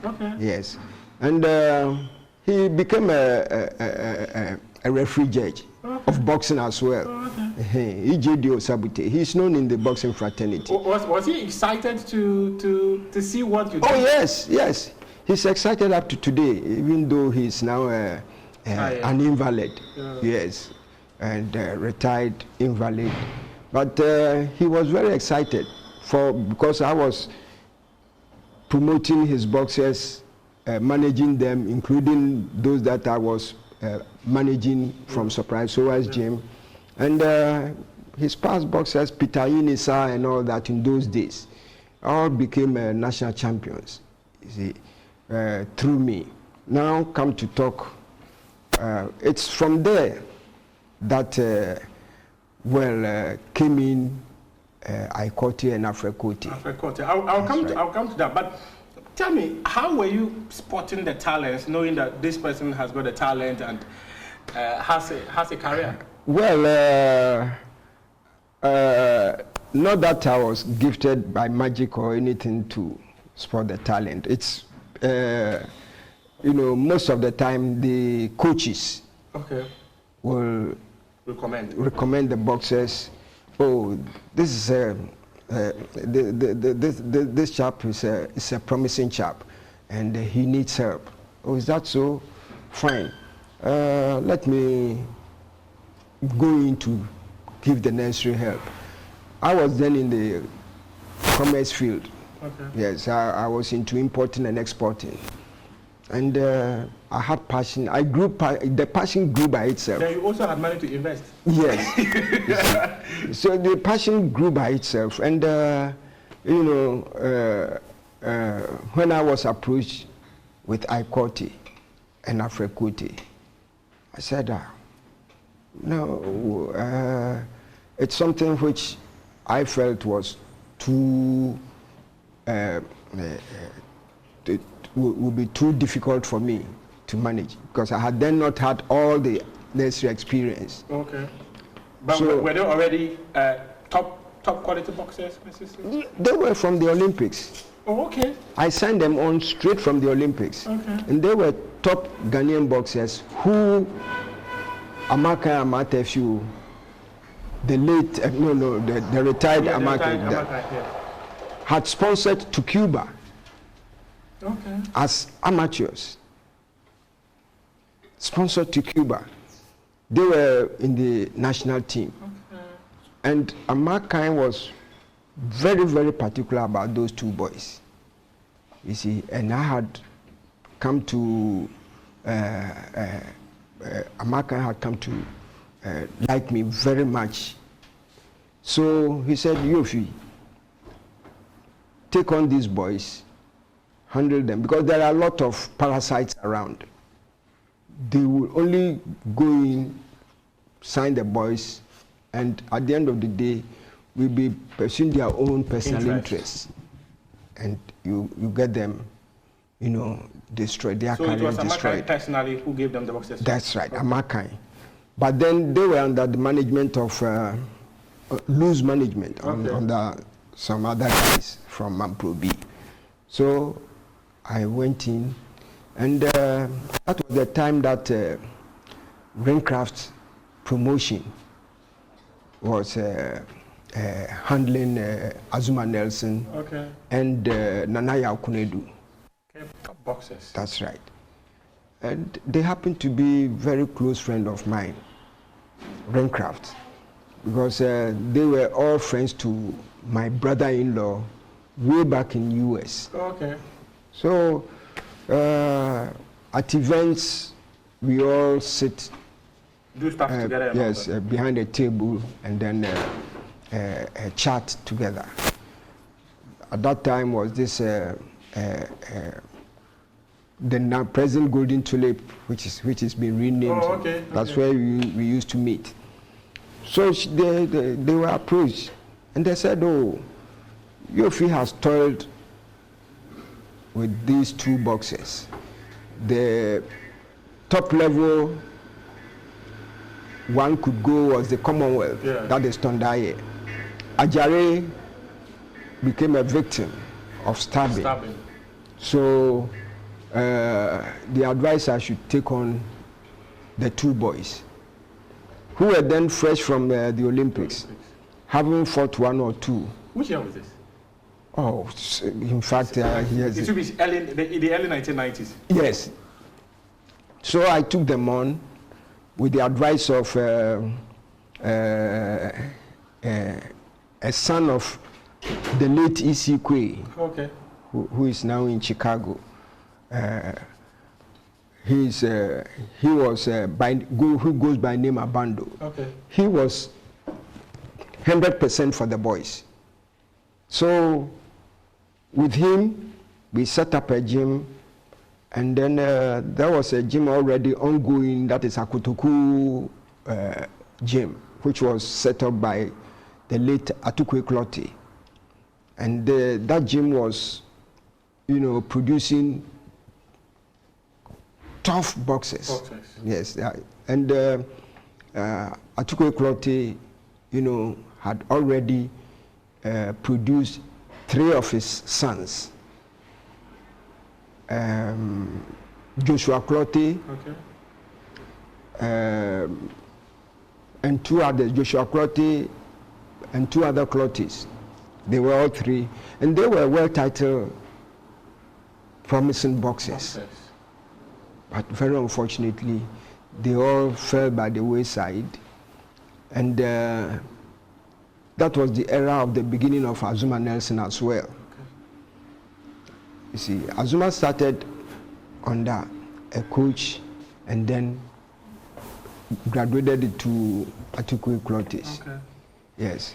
So that was where Amaka Matefiu and some other dignitaries came together to be managing the Akotoku Academy. Oh, okay.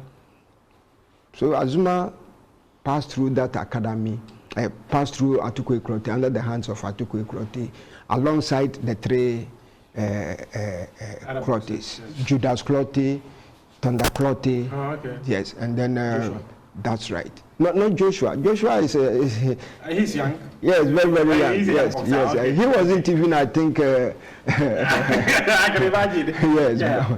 So these Clotteys were the 3 Clotteys and Azuma Nelson were the bright stars for the country in those days.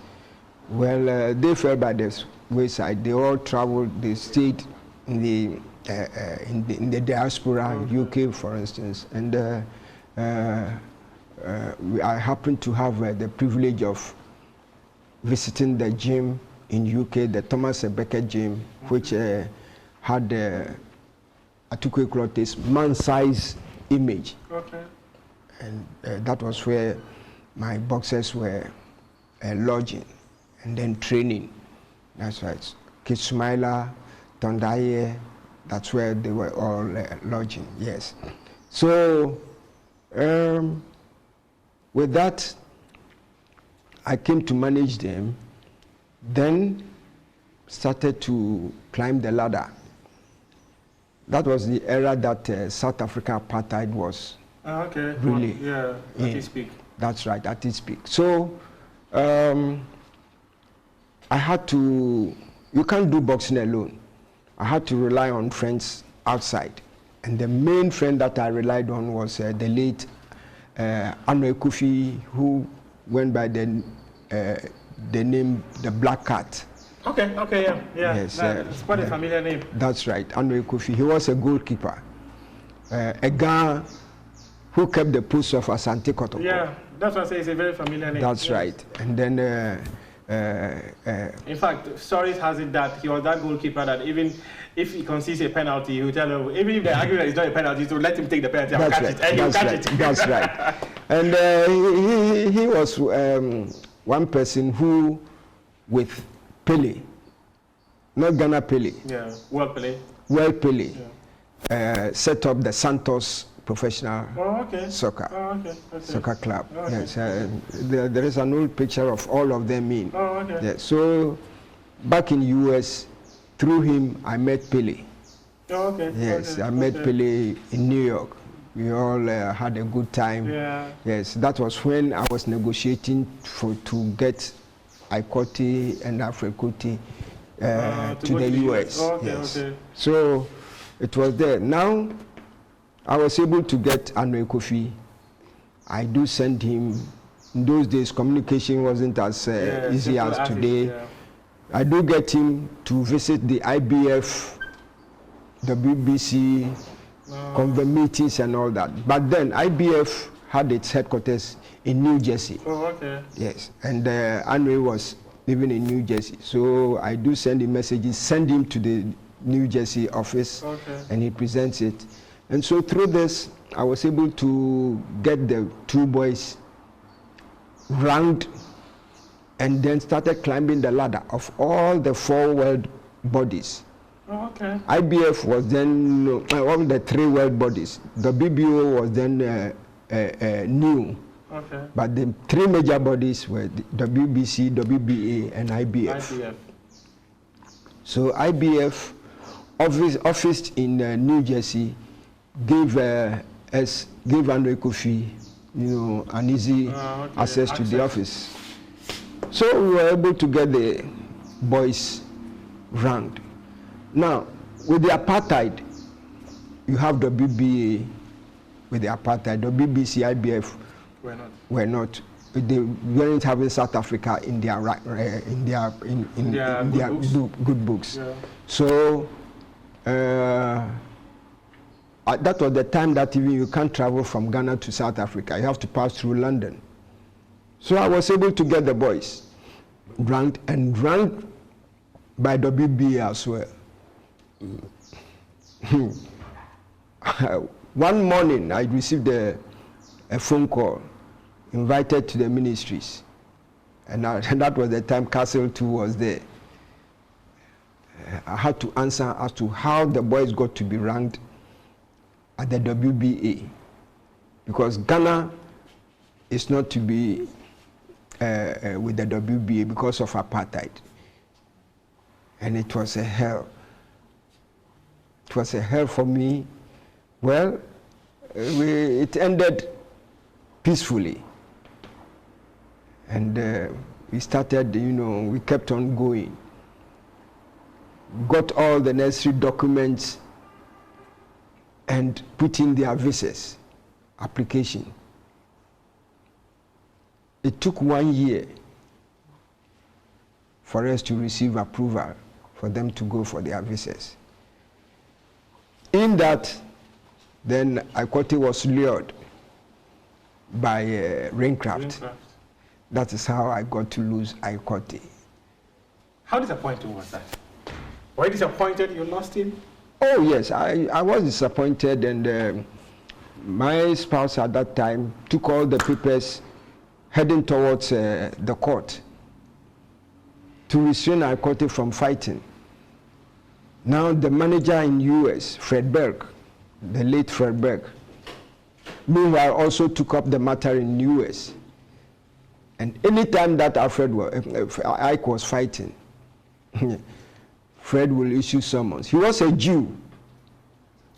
Did you have a contract with ICOT? Oh, yes. And it was going for how many years? Initially, it's always for 4 years. For 4 years? Either 3 or 4 in those days. In those days? Yes. And it means that he breached the contract? Oh, yes.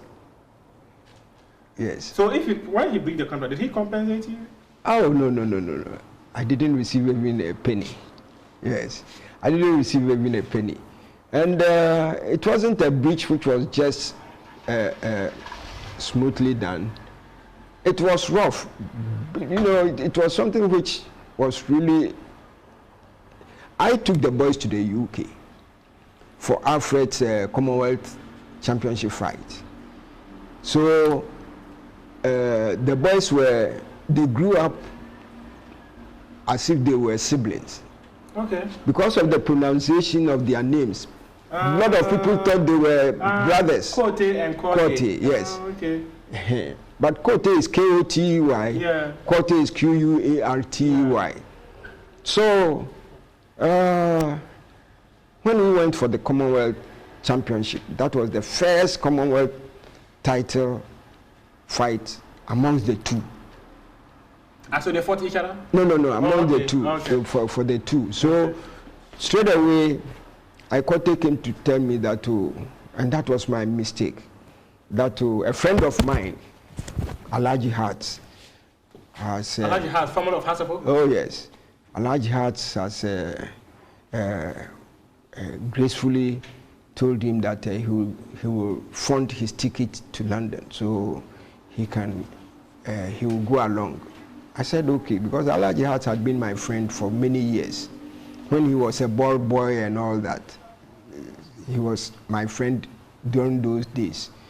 And so I agreed, and that was my downfall. That's how he was lured away from you? Yes. When I agreed, we all went to UK to support Alfred Kote. Yeah. After the fight, Alfred won. They should come home, and Isaac and the coach, Oko-Damte, decided to stay back. Oko-Damte wasn't a coach. I made him a coach.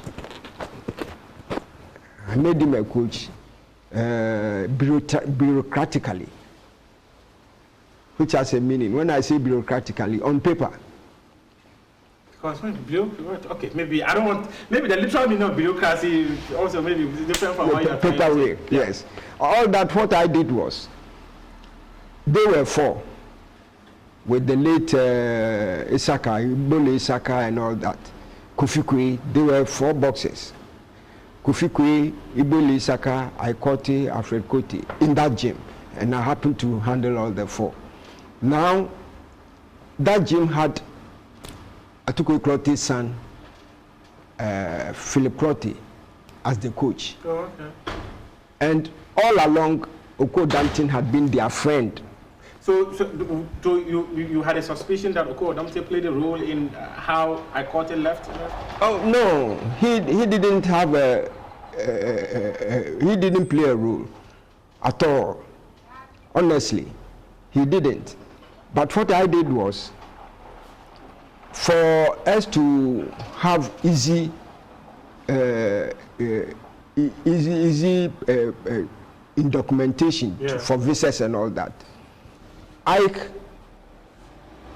record, I made it, I prepared it in those days, not today like today's boss rec. I prepared it and put a trainer's name under. Oh, okay. And sign. So I allotted Oko-Damte's name to Ike record. Ike's record. Oh, okay. And that of Alfred Kote was Philip Klote. So that application goes to the embassy. Then each boxer has his trainer. You see. I see. I can imagine. So how did you resolve the issue with Kote? No, my wife had wanted to bring to go to court, but then we were having one elder, O'Hara Jackson Davis, who was a WBC referee judge, and O'Hara happened to be a lodge member of my father-in-law. Oh, okay. And just entering the court premises, he met my spouse. Oh, where are you going? Because he knows my spouse. Yeah. Because the and Hiwara Davis were lodge members. Oh, okay. Lodge. In those days, we have lodges. So she said, oh, what has happened is what he is sending the distance summons to court. It's been prepared. He said, no, don't go. Come. We talk about it. So the issues were resolved out of court?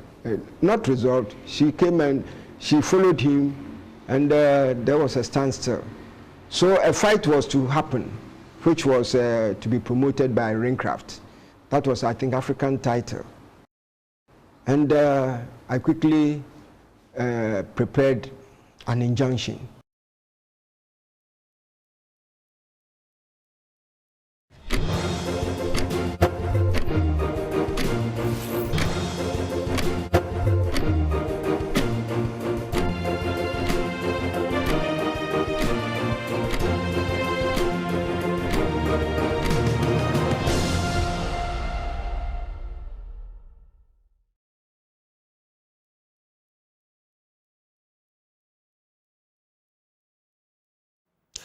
Welcome back on the AM show. My name is Benjamin Akakpo, and these, what I'm about to share with you next, are my blunt thoughts. Unfiltered. They are what they are. And I've titled them today, Bloodletting the State for Individual Gain. How our misleaders have left us in the lurch. Bloodletting the state for individual gain. How our misleaders have left us in the lurch. Today I'll talk about two crucial matters, Koka and what is happening there in the IMF program, together with a host of state-owned enterprises and where they've ended up vis-a-vis our IMF package. And I'll also look at that infamous Trafigura scandal that has now saddled us as a country with a $140 million debt. But who benefits? And why do we always end up with these judgment debts? What's going on? Bloodletting. It's a bit of a phenomenon. In ancient times, they would even use leeches and stuff to get blood out of people surgically. At other times, it also had to do with, mass killings and all of that. I chose that word specifically because of our misleadership and how they bleed us dry as a people. They get the debt, they incur the debt, we pay, the ordinary taxpayers, who can't even afford 3 square meals in a day. Well, let's come to the board. Let's start with Koka-Bot. Koka-Bot's financial oversight. Now, in recent times, we've heard from Finance Minister Ken Ofori-Atta, who has said both the governor of the central bank, Dr. Ernest Addison, and the Minister of Finance will now be on the board, as though it were a novelty. We're also setting up a desk at the Finance Ministry that will interact with the Finance Division of Koka-Bot to make sure the issues of fertilizers, cocoa roots, and all are brought into an ambit of discipline. But really, is that the case? Have these entities not had representation on the board of Koka-Bot? What is this going to change? Or are we merely dancing to the tune of the IMF? And in terms of discipline, how has the Finance Ministry itself been disciplined? We all know the tale of the tape, to the point where there were people who were receiving salaries who were not even working at this ministry, but were being paid salaries. Let's go to the next slide. Now, what government told the IMF is what you see here. We'll publish a turnaround strategy approved by Cabinet for Koka-Bot by end of June 2023. It will include an immediate announcement of joint ministerial supervision of Koka-Bot by the Ministry of Finance and the Ministry of Agriculture, and we will phase out quasi-fiscal spending of the board, and this would require announcement of termination of the road concession agreement with the Ministry of Roads and discontinuation or rationalization of fertilizer input subsidy programs, including high-tech. Next slide. Let's get into the next slide. Then we look at the corporate governance structure of Koka-Bot. It has a board of directors appointed by the government and governs Koka-Bot, and it is composed of government nominees from various professions, including a representative of the workers of Koka-Bot, 2 representatives of the Cocoa, Coffee and Shea Nut Farmers Association, Kokoshi as we call them. Ministerial responsibility is exercised by the Minister of Food and Agriculture and a finance minister and governor of the central bank. They have always had representation on the board. So why paint the picture as though something radically different were happening and that we were now going to make these moves to streamline everything? You knew. But we'll get to the losses, and then you realize what the tale of the tape is. Next slide. Now, you look at the IMF program and the 8 SOEs, state-owned enterprises, identified as being exposed to substantial financial risk. You look at some of those that have been giving us issues in recent times. For example, the ECG, we're talking about them today, the Ghana Water Company Limited, the VRA in the mix as well. It appears our energy sector is in quite a state. Koka-Bot is there, TOR, GNPC, Ghana Gas, BOST. I find it so worrying because many of these entities are in our power supply chain, energy supply chain, and they are wobbling. And as for BOST and the rest, we can still purchase the iPhones at the prices we are purchasing them, even in the state of our economy. Next slide. Now, then you come back to the fund, okay?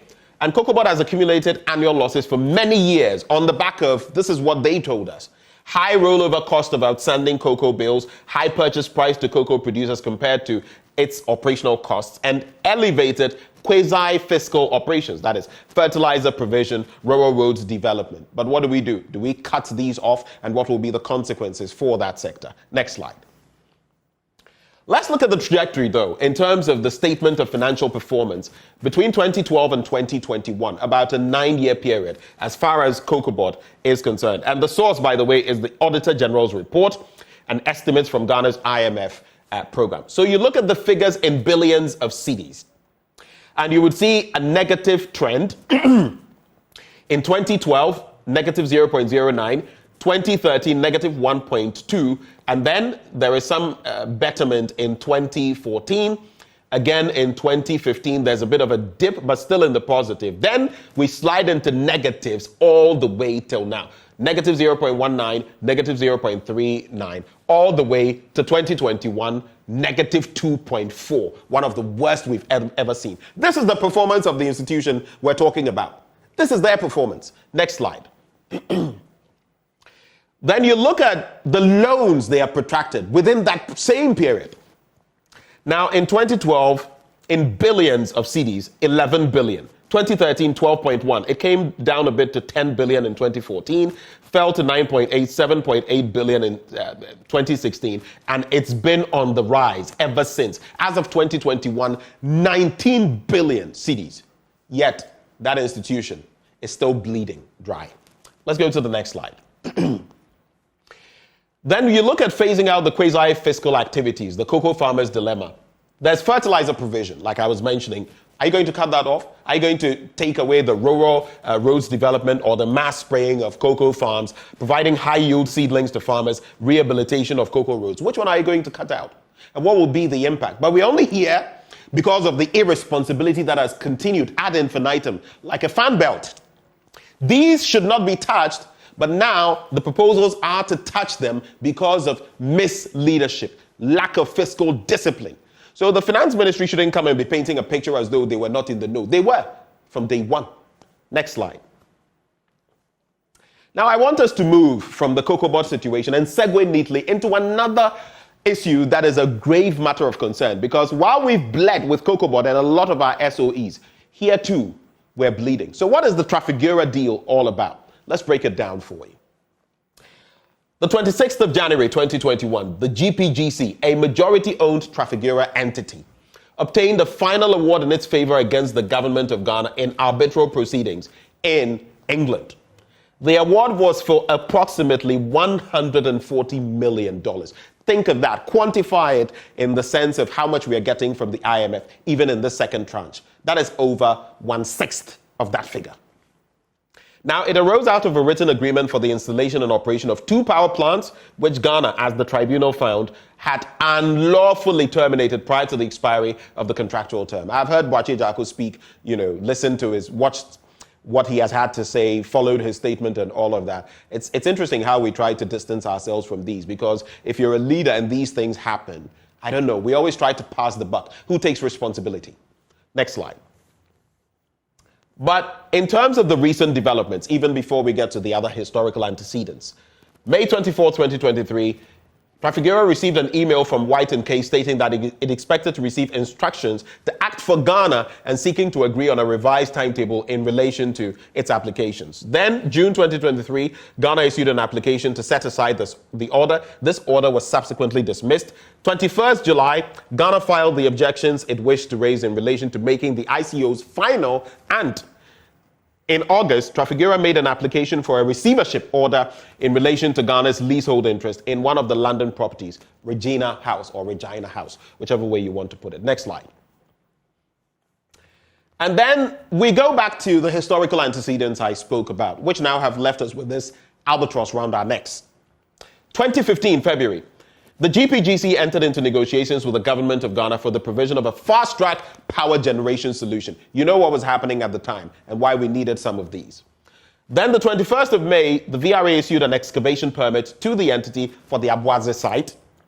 The 3rd of June, parties executed the EPA. Then in July, Parliament ratified the EPA, and in April, the GPGC executed a contract to dismantle the Volta plant in Italy, and work to dismantle the Gorizia plant commenced. Then we go to the next slide.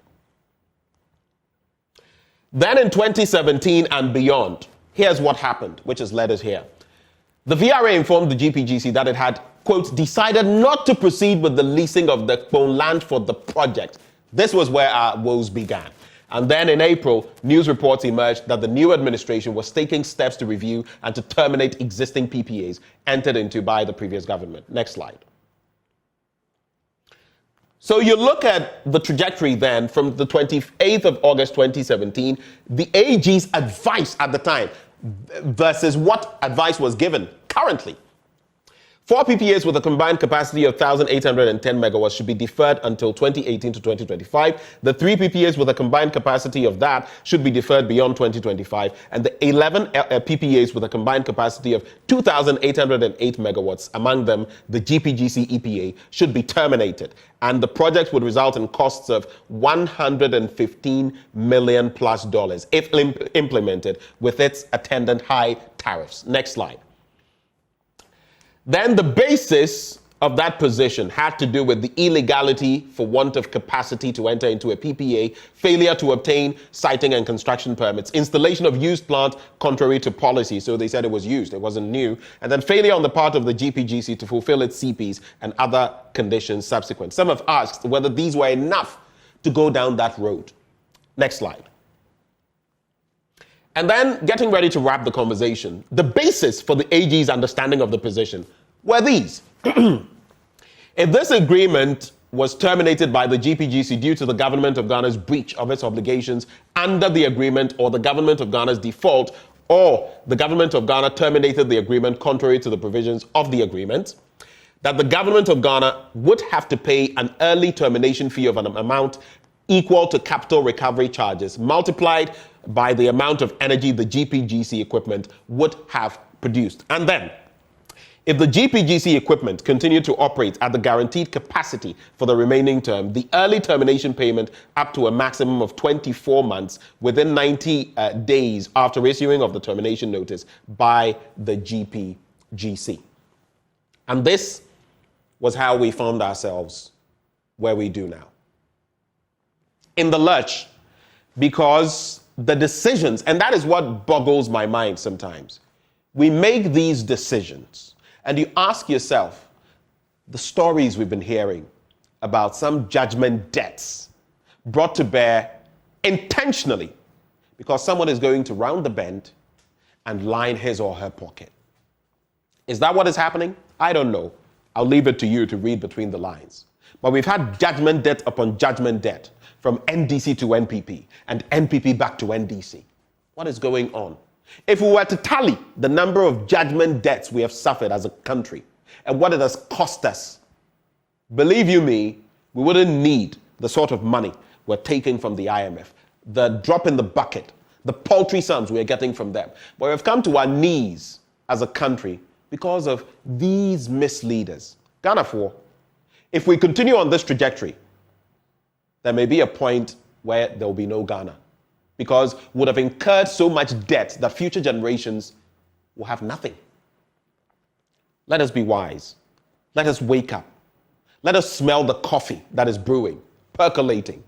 Because if we don't get our actions right, and we allow misleaders, like we've seen with Koka, like we've seen now with the hypocrisy of the IMF transactions and what we claim have been happening when we had oversight responsibility, like we've seen with Trafigura, where now we are going to lose some $140 million.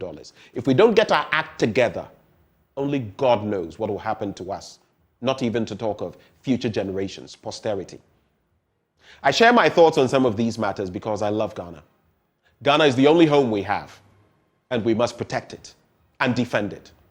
I do this for God and country. My name is Benjamin Akakpo, and these are my blunt thoughts shared with you, raw, hot, unedited, undiluted. Speak up to the misleaders and call them to order. Thank you for watching.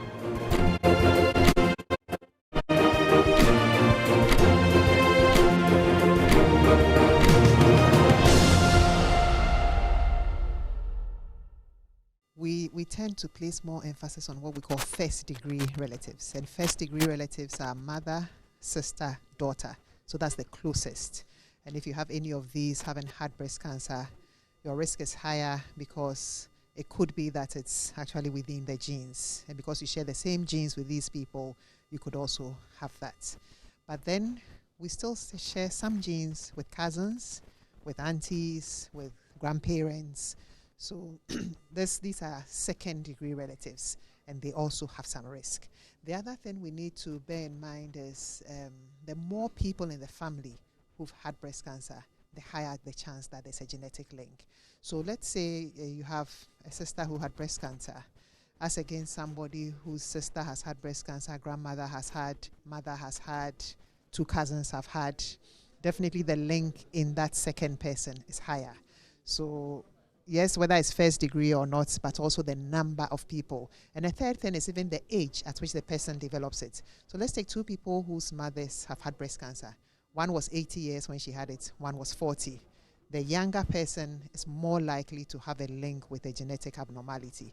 The 80-year-old may have just been from environmental factors, just from natural aging process. So it may not have any direct genetic link for the rest of the family members to have it.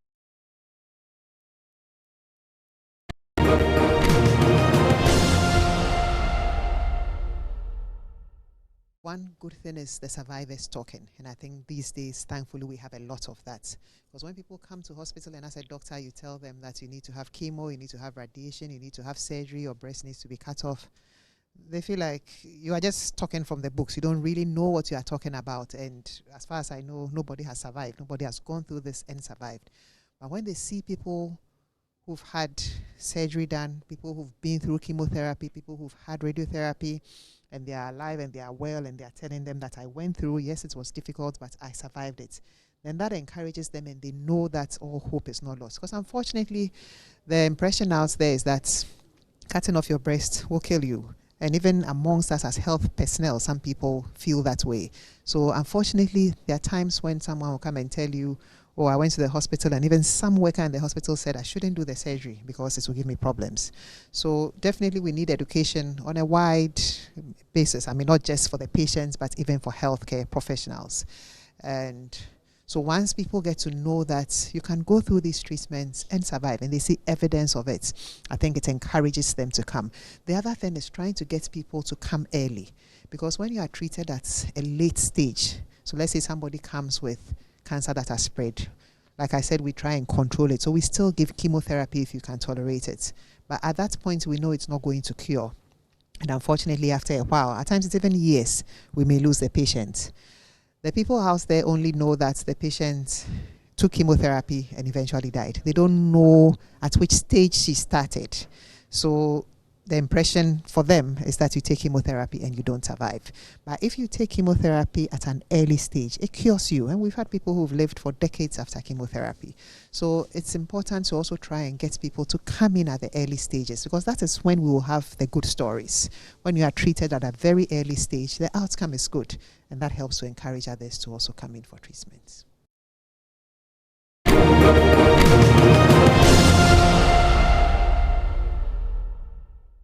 We always maintain hope up to the very end. But for stages, we start from what we call stage 0 and we go up to stage 4. So stage 0 is usually the type of cancer which is not invasive. Commonly we call it the DCIS, or the ductal carcinoma in situ. So that one doesn't even spread. And usually That one is picked up by mammograms. Occasionally it can come with a lump, but often you don't even feel anything. So that's the type of cancer that is normally picked up on screening because it's very early, the beginning of it. Then we go through stage 1, 2, 3, where you have a gradually increasing size of lump and then involvement of the lymph nodes in the armpit and other places. The stage 4 is when it has spread beyond the breast and the armpit. So when we are dealing with stage 0 to 3 cancer, we are actually aiming to cure. Our aim is to cure. When we have stage 4, we know we cannot cure because it's gone beyond the breast, it's gone beyond the armpits, it's beyond the cure, but it's not beyond treatment. So in those situations, the treatment is to try and control the disease, to try and keep it as quiet as we can. We know we cannot get rid of it completely, but we try and control it. So that's why I said we never go beyond, we never say we can't do anything. There's always hope. Even in situations where we know we cannot give treatments because the patients may be quite unwell and cannot even tolerate the treatments we have to give, we still give supportive care. So for as long as the patient is alive, we try to make the patient, initially in the stages 0 to 3, we are trying to cure.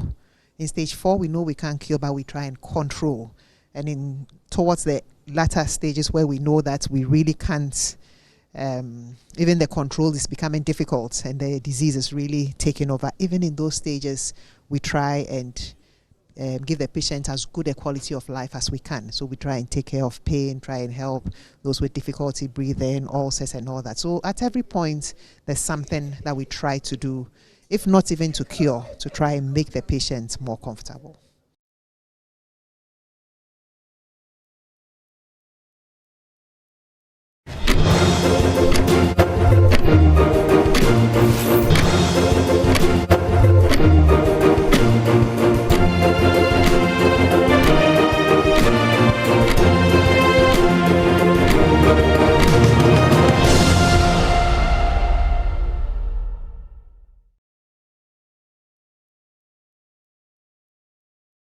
And the commonest is financial difficulty. That's the commonest. But then you find other reasons such as they think it's spiritual, and so they would rather seek spiritual help, or they've sought spiritual help for some time and it's not responding, or it is not one that is curable with orthodox medicine. They believe it's a boil of a sort that can only be treated with local herbal medications. So these are some, usually it's, and sometimes people don't come because mainly, again, fear of mastectomy. And in their minds, patients who have had mastectomy have died. But then they forget that these patients were probably very advanced when they came. But in their minds, once you have mastectomy, you will die. So then they wouldn't come. Which is not true. It isn't true that once you have mastectomy, you will die. Not at all. It's only because most of these patients came in so late, but then the people don't know. So in their mind, they had mastectomy and died. But no, it's because they came in very advanced. And maybe they just had a toilet mastectomy just to clean up the place.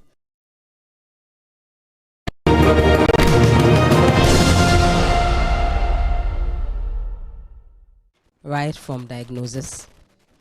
Once we all know that early detection saves lives. We have a large number of our patients coming in very advanced and metastatic stages. And we know that for those that are advanced and metastatic, the outcomes are poor compared to those that are early. And we know that even for a country such as Ghana, that is with its low income, for an early stage breast cancer compared to even the high income countries, the outcomes are the same. So we know that early detection saves lives. That's the first thing. And then prompt diagnosis. Some people detect it very quickly, but then it takes a long time to get diagnosed because they don't go to the right places. So once they're able to go to the right places to get it diagnosed, start treatment early, we know that definitely the outcomes will be better. So I think early detection, early diagnosis, and implementing treatment very early with support for treatment, we know that definitely outcomes will be better.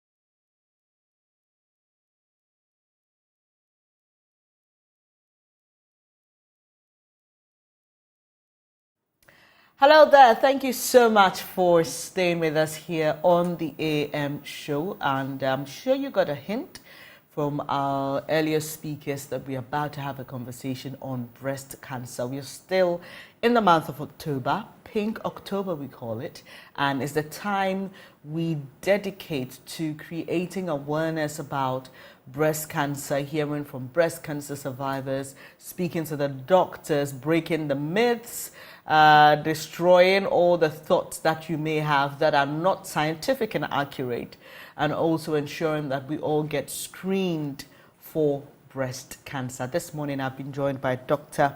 Perfect Koka. She is a medical officer at the Medifem Multi-Specialist Hospital. Hello. Good to see you. Good to see you. You never thought this day would come? No. Okay, so Perfect was with me at Infantum Girls. She's 2 years or a year? Well, I can't remember exactly. I think a year. You're a year after me, Yeah. right? Okay, but it's good to see the work that you're doing at Medifem. Now let's talk about breast cancer. We've heard a lot about it, right? We've heard from survivors. We've heard from people who, unfortunately, didn't have the right information, so they didn't make the right decisions, and they ended up dealing with a more complicated form of breast cancer. Let's start off this way. What is breast cancer and why does it happen?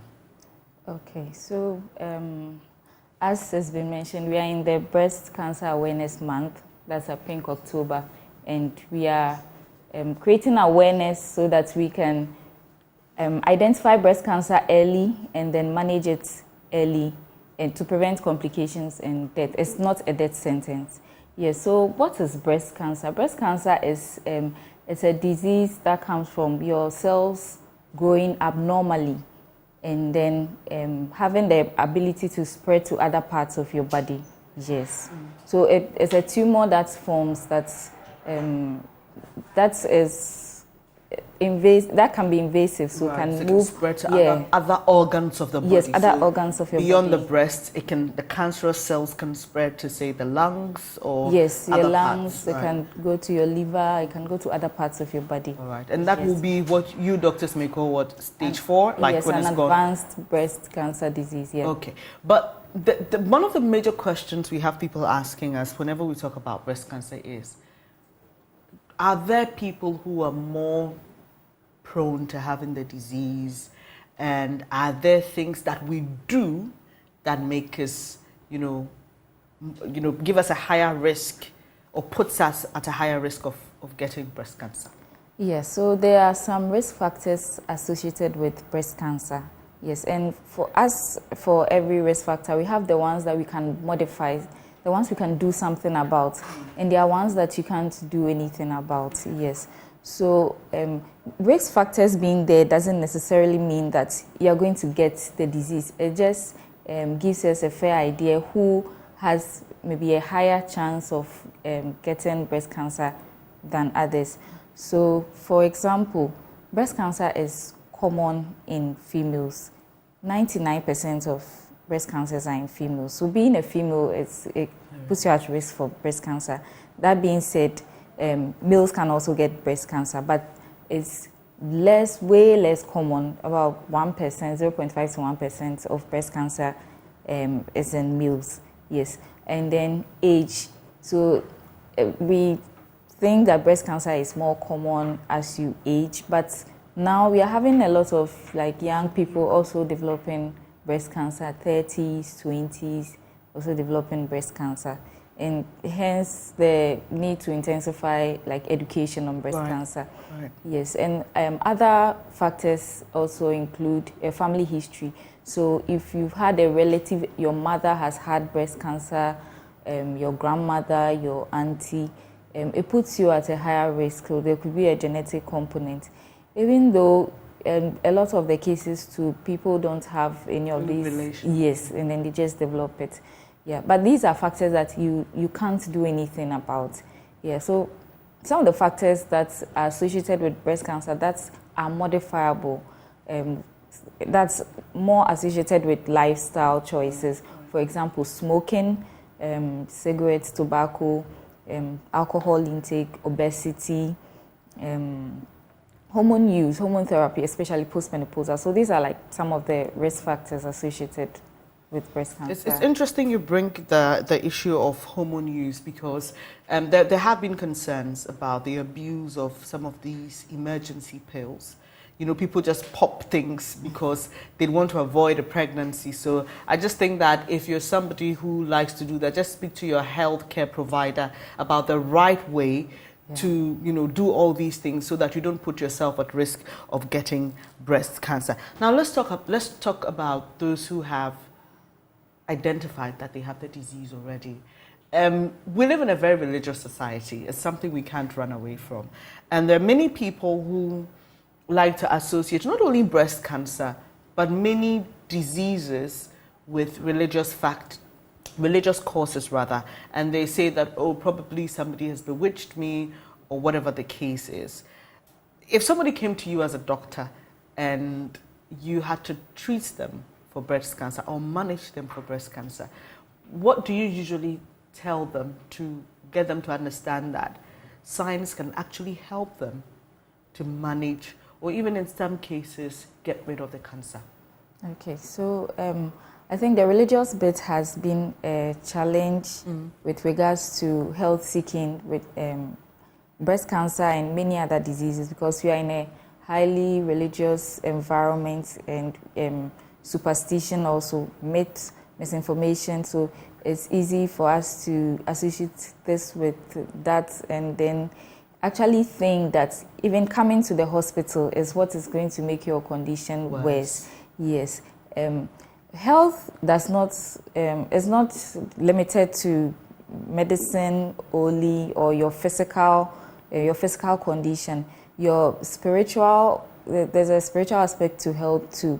So both can coexist, yes. Right. I like One that. is not exclusive of the other, both can coexist. So you can do the two together? Yes, right. you can follow your religious beliefs, you can do your prayers and all the things that help, which also helps us be balanced. But at the same time, people need to understand that diseases are being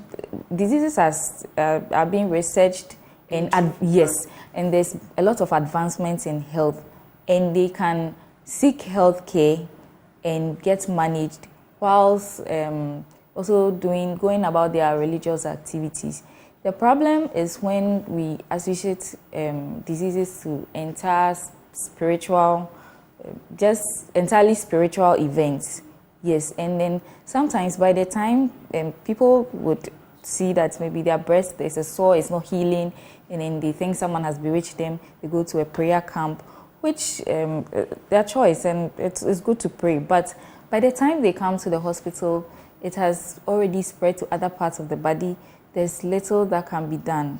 Yes, so I think we need to understand that all of this going on is for our own good. It's for us to take charge of our health and then also get better whilst going about our religious activities. All right, yes. So what Dr. Perfect I get from what she's saying to you today is that you can do these concurrently, right? Yes. What doctors don't want is where you neglect medical care and totally seek spiritual help. While you seek spiritual help, visit the clinic as well. Who knows? It may not be actually what you think it is, or it could just be something that could be remedied with a simple surgery. How do you treat breast cancer? Is it always that people will have their breast cuts? Because I get that some people fear that when they hear about a mastectomy, they're like, hey, I'm going to get my breast, it's what makes me a woman. And people are usually, and I know even in some cases where people have been told that they have breast cancer, and the best way to avoid it spreading is to have the breast cut, and it's such a fight. Yes. What are the ways you treat breast cancer? Okay, so with regards to breast cancer management, I would say management because it depends on when you are coming, how early it's found, and then the type of breast cancer. There are different types. Those are very technical, so I wouldn't go into details, but there are different kinds of the cancer. There are some that respond to hormones, there are some that don't respond to hormones. There are different subtypes. So all of that will inform the management. contrary to what we think, that once you have breast cancer, your breast will be cut. It's not. It's just one of many management forms, and that also depends on the stage of the cancer at the time of management. If it's detected very early, a breast conserving surgery can be done, so that the tumor can be taken out and then coupled with other treatments like chemotherapy and then radiotherapy, you can be managed appropriately. Yes, so it's not cut in stone that once you have breast cancer, we have to cut off your breast. No. Right. Thank you for that clarification.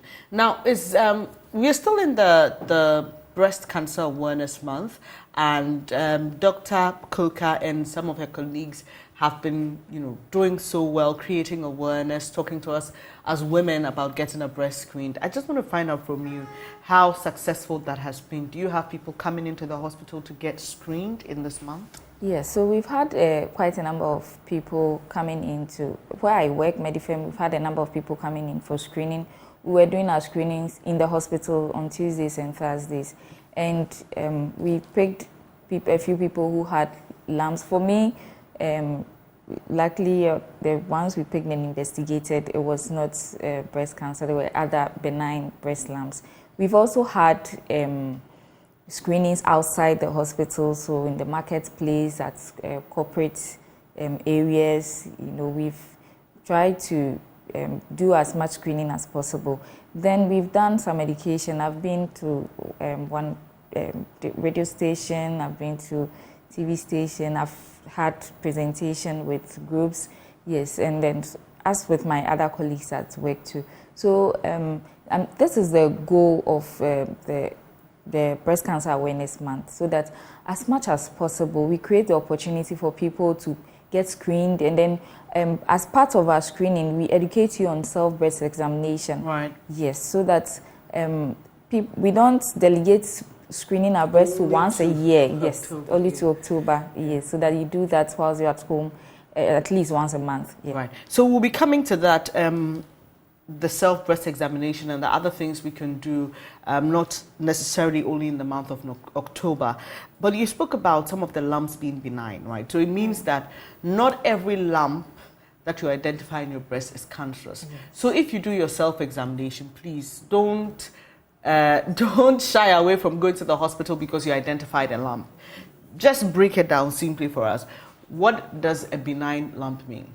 So a benign lump means that it's a lump that is not cancerous. Okay. So it wouldn't spread to other parts of your body like the way the cancerous lumps would do.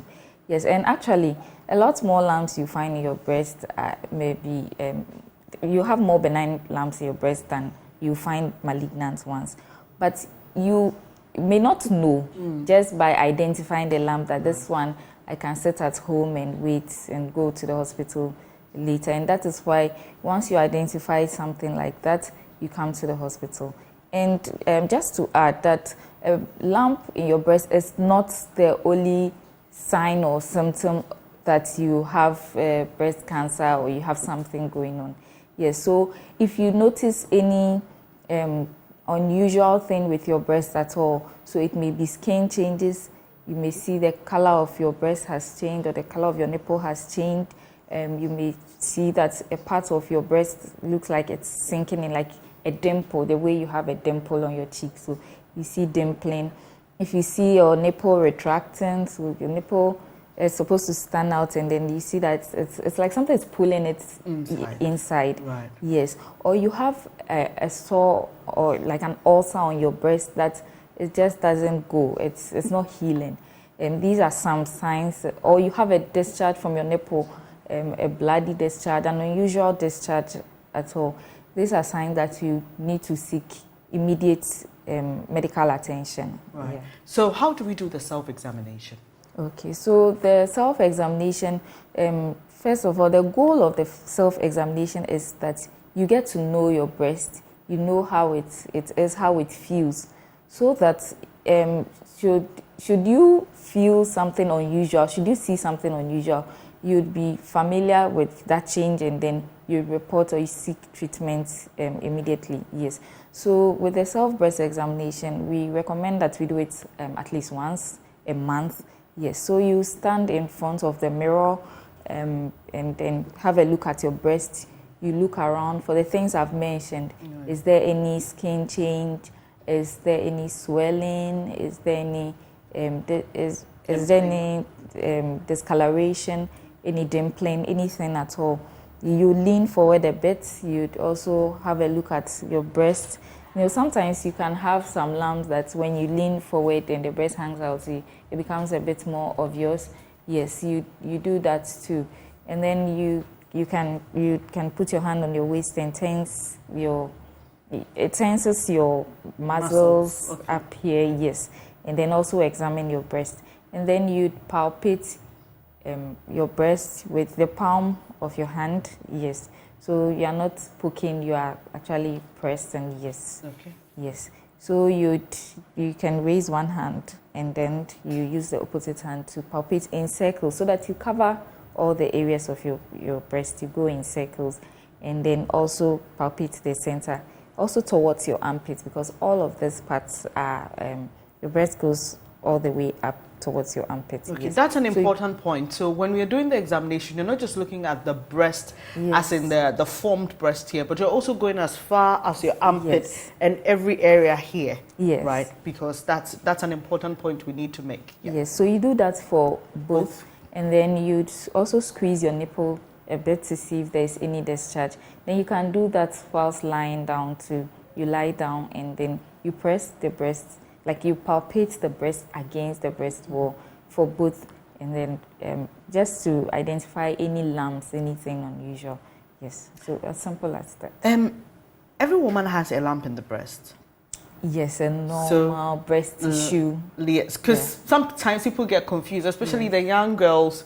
When you ask them to examine and you talk about a lump, they get frightened. Yeah. They feel a lump. So what is the difference we're looking at here? In saying that, oh, this is a lump I should get a doctor to see. Okay. What is the characteristic between the normal lump we have and the ones that could either be malignant or benign? Okay, so for your normal breast tissue, I don't know how to describe it, but you feel it's like at the base of your breast, like that, you feel that. So anything outside of that, when you do self-breast examinations, you get very familiar with how that is.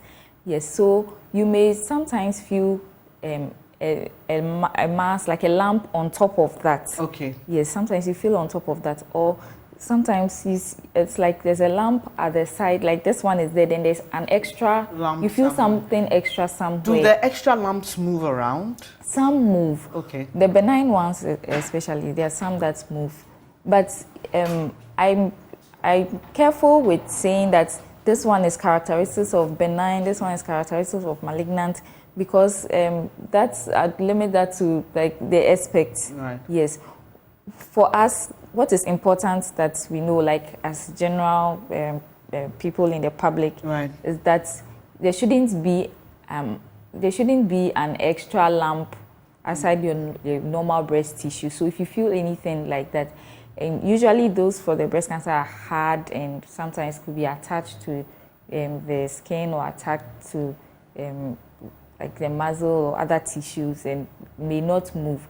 But whether it moves or not, whether it's hard or is soft, once you find something unusual, just to have clarity and for us to identify early if it's breast cancer, just see your medical practitioner. Thank you so much. That's Dr. Perfect Koka. She is a medical officer at the Medifem Multi-Specialist Hospital. And we've been talking about breast cancer awareness. I hope you've learned something. For those of you who have young daughters who are coming up, these are conversations you should have with them. And we must normalize conversations around breast cancer.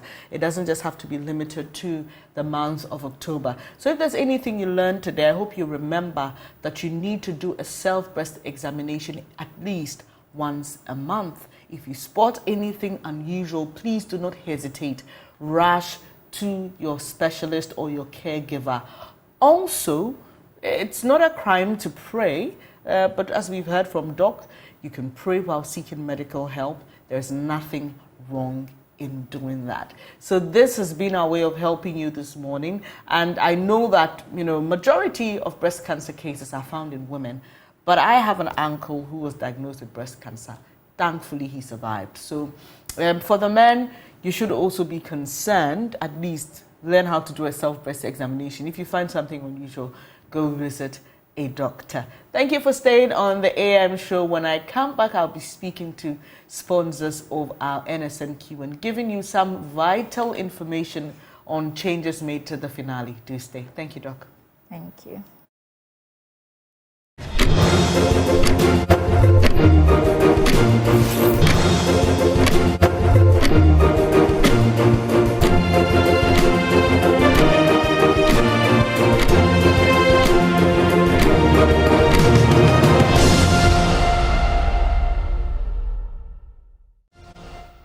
I'm sure by now you know that the NSMQ finale has been rescheduled again to the 30th of this month. That will be on Monday. It will be happening here in Accra. I'll let you in on all the details. And much later today, you'll be hearing from the contestants who are part of the finale at 5:30 p.m. So to make a date with us here on the Joy News channel. And again, I'm grateful to those who make it possible for us to bring you the live coverage of the National Science and Maths Quiz. And this morning, I've been joined by one of our sponsors, Bright Senior High School. Clement Amwa is headmaster of the school, and he is on my immediate left. And Dominic Akwa is vice president of Bright Senior High School. You're welcome, gentlemen. Thank you so much for graciously allowing us to bring the live broadcast of the National Science and Maths Quiz to our viewers across the world. Now, I see that you have a lot on display here, and I'm just wondering, maybe we should start off on that note. What are all these things we see here? Yeah, we want to greet your cherished viewers. We are from Bright SHS, as you rightly said. What we have before us are honors that the school have had over the years. The first one is an honor from the West African Press, that's International Magazine, which honored the school for excellence performance in WASI 2021.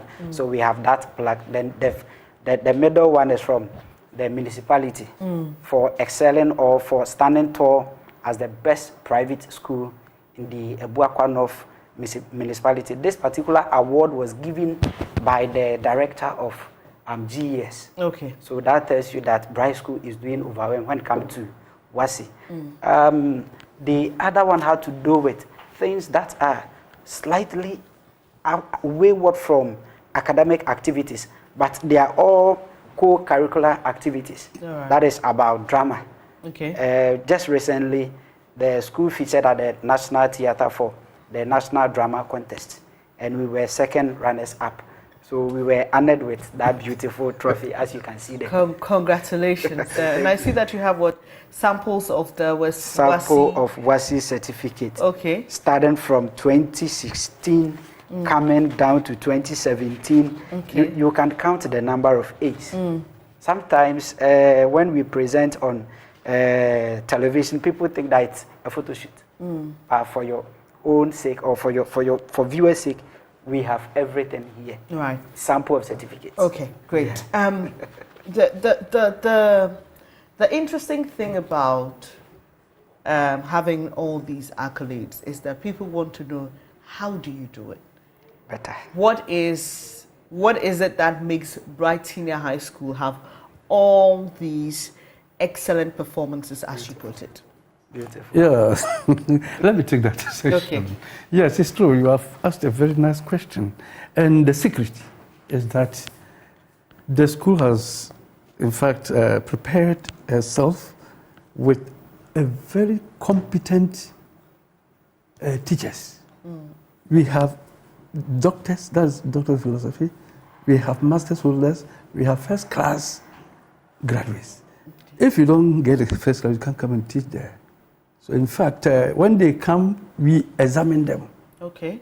And if they perform, then we, shift them into our system. Okay. If they don't perform, we just say bye-bye. Okay. So it's all about having quality teaching material teachers, yes. for the students. Beyond that, what other things do you do? Because Yeah. in some of the videos I've seen, the students talk about how they were not so well performing, but when they came to Bright SHS, they're doing so well. Yes. So that is for the teachers' aspect. But what do you do with the students as well that makes them excel? Yeah, this transformation that we always experience, it's not only the teachers, as my boss rightly said, but it has to do with discipline and supervision and monitoring.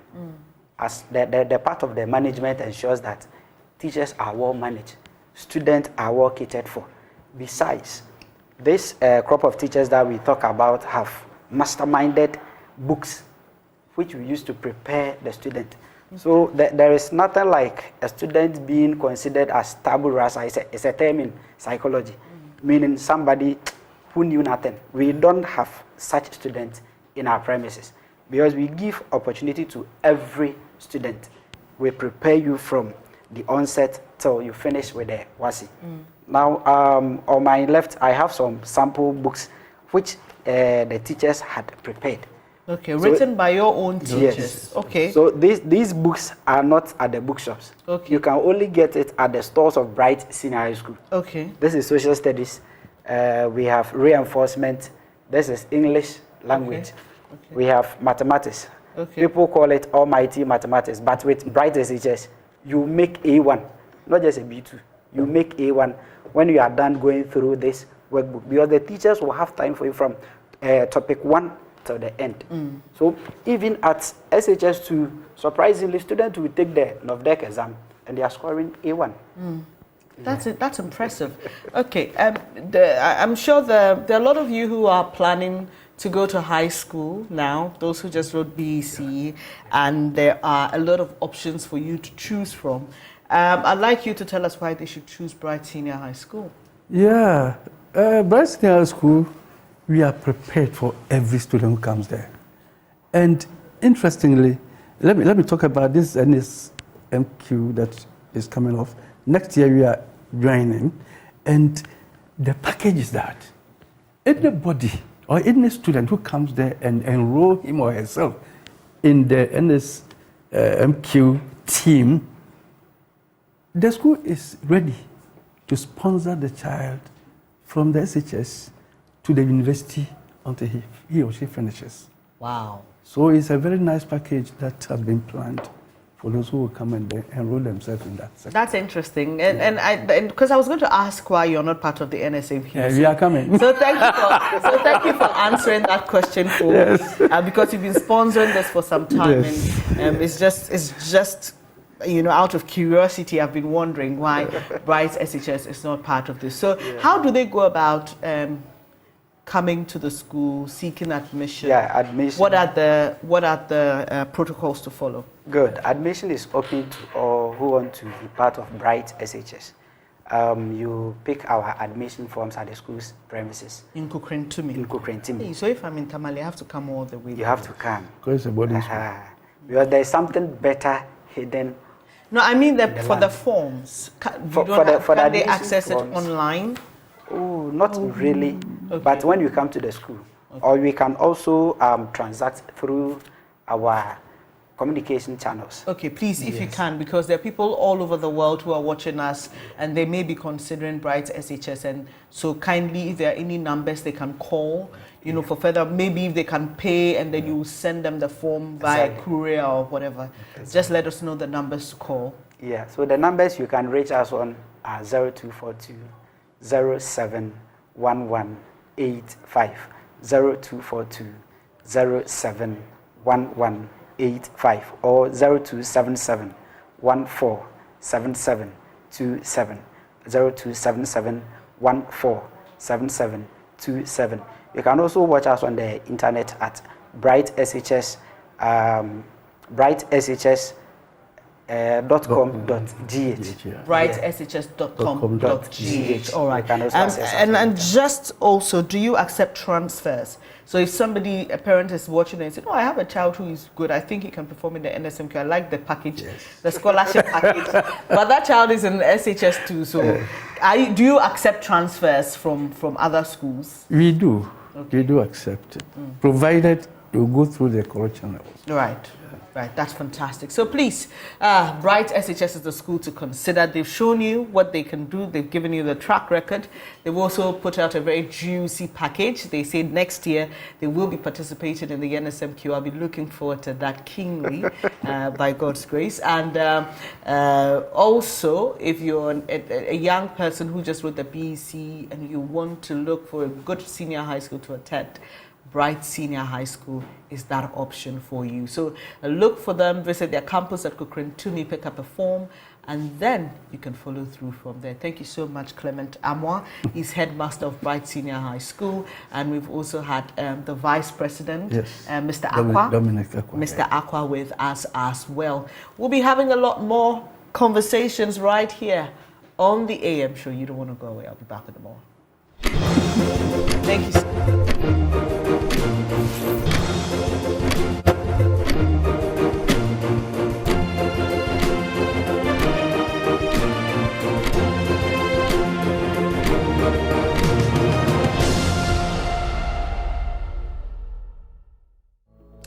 Thank you so much for staying here on the AM show, and I'm sure you've been wondering what's all that about, what you just saw. And by now you know that I am a self-acclaimed mental health advocate. Nobody has placed it on me, but it's just something I like to do because it is such an important part of our lives that we neglect every day. So you hear people even talk about going to get a check twice or 4 times every year. And we think it's just about our physical well-being. We don't think about our minds. We don't think about our emotions as well. So I am very happy today that Magnus Day, marketing head of the Blow Group of companies who produce Bell Aqua, and his company have graciously decided to come up with something fantastic and phenomenal, and he'll be telling us about that. And he is to my immediate left. On my extreme left is Dr. Albert Seto here. He's a psychiatrist at the Kolebu Teaching Hospital, one of the few psychiatrists we have in Ghana. I don't know why, but he says we will get there. So I believe in his words of assurance. Thank you so much, Magnus. This is such a big deal for many of us. You know, read all the articles they talk about, even COVID, and how it has escalated mental health across the world for many people, you know, kept indoors, jobs lost, relatives lost. People are in such an unfortunate emotional state. Talk about our present predicament in Ghana. People are struggling to make, you know, ends meet. Fathers especially have to carry and shoulder, you know, so much, trying to meet their responsibilities, but we all think that, oh, when we wake up, we should be going without pausing to take a break. Oh, God. Thank you so much. You have no idea how excited I am about this. Tell us about this initiative and how it came up. Okay, so good morning to your viewers. I think you've already given us a background to why this should come up. I think that COVID really exacerbated the conversation. The economic turmoil also made it even more complex. In recent times, it's very common to see a lot of people posting on social media what they're going through. And even in our offices, people are getting more and more stressed, more and more frustrated. The depression is on the high. We've had all forms of anxiety disorders coming up. And we feel that it is important we take the conversation up, create a lot of education, awareness, do a lot of interventions because it's critical. And Bell Aqua as a water brand it's best fit to do this because taking a break begins with a sip of water. We believe that if you want to take a break, first pause, take a sip of Bell Aqua mineral water, Ghana's best water brand, and then you can take all the other interventions that Dr. Sedo here will be prescribing to us. So this how the conversation came about. It's a difficult conversation because most people will think, mental health, they're talking about mad people. It's really not even about mad people. It's just about taking care of your mind, because we take care of our bodies, we take care of our faces, we take care of every other part of our body. But when it comes to the mind, we really don't pause to take good care of the mind, which is very important. And research proves that when you take good care of your mind, you are highly productive, your relationships are good, everything around you just becomes very stable and sustainable. So Belakwa, caring for Ghana, thought that it's important that we contribute to the overall well-being of Ghanaians. So this is how the whole concept came about. I'll come for you to share details about the launch, which is free for everybody. Yes, it's a free entry. But let me come to you, Dr. Sedo here. Mental health. We seem to, like he suggested, think that people who need mental health care are those who may be walking on the streets half naked, or who may be showing extreme forms of mental health conditions. But basically, tell us why it's important right from the onset. And I'm sure, like many other medical fields, I just had a conversation about breast cancer, and the doctor was talking about early detection. Tell us about when we need to get the signal that we have to take a break. Okay, thank you very much. And again, good morning to your viewers, and thank you for the opportunity. And I must add to what my brother rightly said. Mostly, we will go looking for sponsorship, but this time they came reaching out for us to organize such a program. So we are grateful to Belaka for the sponsorship. Now, mental health, you ask a question, it's not for people who are mad. No. Mental health is just about your ability to handle the normal daily stresses, make right decisions, and contribute positively to the greater society, as well as relating well with every other person. That is what mental health is. Right. It is the mental illness. That is where any condition that affects how you think, act, or feel. That is mental illness. Now you're talking about people who are naked on the street, people who they claim as mad. That is not the definition of what it should be. Those people, like I always say, everybody has a family. Everybody is from a family. So the people you see on the streets are those who are left uncared for. Right. Everybody's from a home, from a family, so everybody has somebody who, a friend, a relative, or something. So those you see on the street are those who are left uncared for. And we all need to know that none of us in this room, myself, yourself, every one of us, none of us is immune to any of the mental illnesses. None of us is immune. We are all genetically predisposed differently to developing any forms of the mental illness. It's just a matter of what may precipitate it. Right. That is why Belakwa bringing this thing on board, take a break, it's very important because of the things you mentioned earlier. The stresses these days, stress from home, from work, financial stress, lots of stresses that are around, keeps going up. And if you notice, the numbers of people coming down with mental illnesses keeps rising. Globally, it's not just Ghana. And Belakwa taking this upon themselves to create this awareness. And the month of October, especially 10th October every year, is the World Mental Health Day. So they reached out that they want to put something together. So we have to put a team together, a team of specialists, psychiatrists, clinical psychologists, to create awareness. Now, we need people to know that you and I are not immune. We are not better than the person you label as mad. Now, this is what is very interesting. And when I say it, I'm happy I always tell people. The one you claim is mentally ill, in your parlance may be mad. The only difference between you and that person may just be possibly a matter of time. Wow. If you also go through the same stresses the person went through, yours might even be worse. That is why everybody needs to know we all are predisposed to developing them. So we need to do what is required. We need to care for our friends and family. If you find somebody having certain symptoms, unusual symptoms, departing from how you know the person to be, yours is to seek help for the person and with the person. That's all you are supposed to do. You're not supposed to just leave the person to his or her own fate. Because what happens most often is that the people themselves sometimes are not aware that there is a problem going on. Right. Most of them are able to tell these days because awareness is going up. People walk in, doc, I'm not feeling well. What are the issues? Then you start narrating. That's good. But some of them are not able to tell that there is a problem. Right. All right. So the symptoms is about when you see somebody behaving unusually.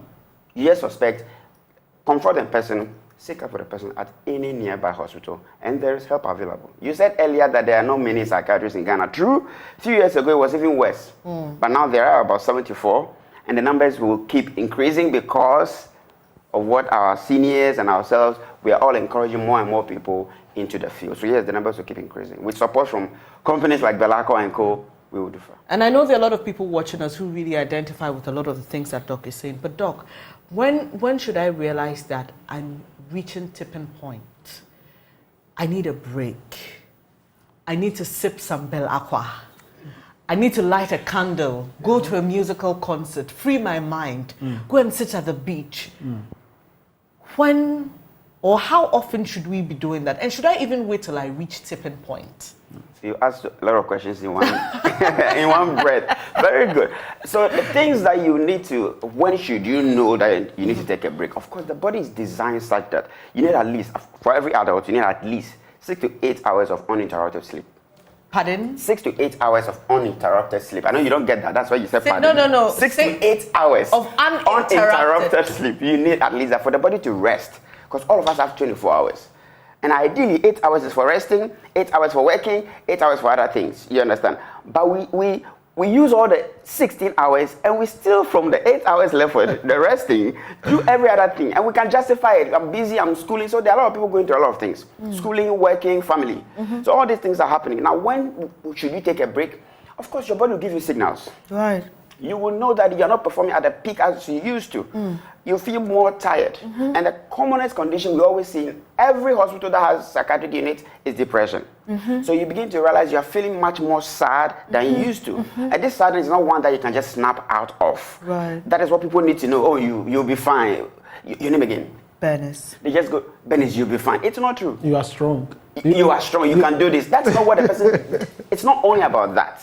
All right, you're feeling much more sad than usual, and then you begin to realize you are losing interest in things you used to like. You used to come to work, warm up nicely to your colleagues. You used to maybe go on social media. You used to do certain things. You have certain hobbies that you do. But these days you are losing interest in such things. Your sleep. Either you're not able to sleep well, or you are oversleeping. Your appetite. Either you're not eating well, or you are overeating. Your weight. Either you are losing weight or you are gaining too much weight. And concentration, where you're able to focus your attention on a thing for duration, if you're realizing that you're not able to do the same, then there may be a problem. If you are at work and you're making certain common, highly avoidable mistakes, for example, you want to mention my name and you mention his name. Then you want to mention his name, you mention my name twice, thrice. That's not you. You are sharp, you see the prompter, you're able to do that, but you're realizing you're making certain common, highly avoidable mistakes. And if your output is reducing globally, and if you have friends around you, they will notice it mostly. And they will tell you, Dennis, I think you are changing. Is there a problem? So when you have good loved ones around you, who know you for you, they will prompt you, is there a problem? And if you're going to be candid with them, you just tell them, I'm not feeling well. Then they can ask all the questions, or you just check into hospital and narrate your story, and we are there to help. That's a very, very, very, you've got me thinking about a lot of things, especially uninterrupted sleep, and I'm sure that a lot of women will identify with that, especially those who have kids. Yeah. 6 to 8 hours uninterrupted sleep is heaven. Yes. It's heaven. Most adults don't get it. But most adults don't get it, but I think it's something. And Doc, I know that there will be a lot happening later today at the Alliance Française. And so you can go and meet Doc and his team, or walk into any facility, ask to speak to a psychiatrist if you really think you need help. But Magnus, what time should we be at Alliance Française? What is the program going to look like? What should we look forward to? So we're calling it Healing Together Vigil. We need to heal. And yes, we said a vigil because, we take breaks at the night or in the night. So the vigil symbolizes the campaign theme that says take a break. So it's a healing together time, and there will be a lot of performances from artists that we know.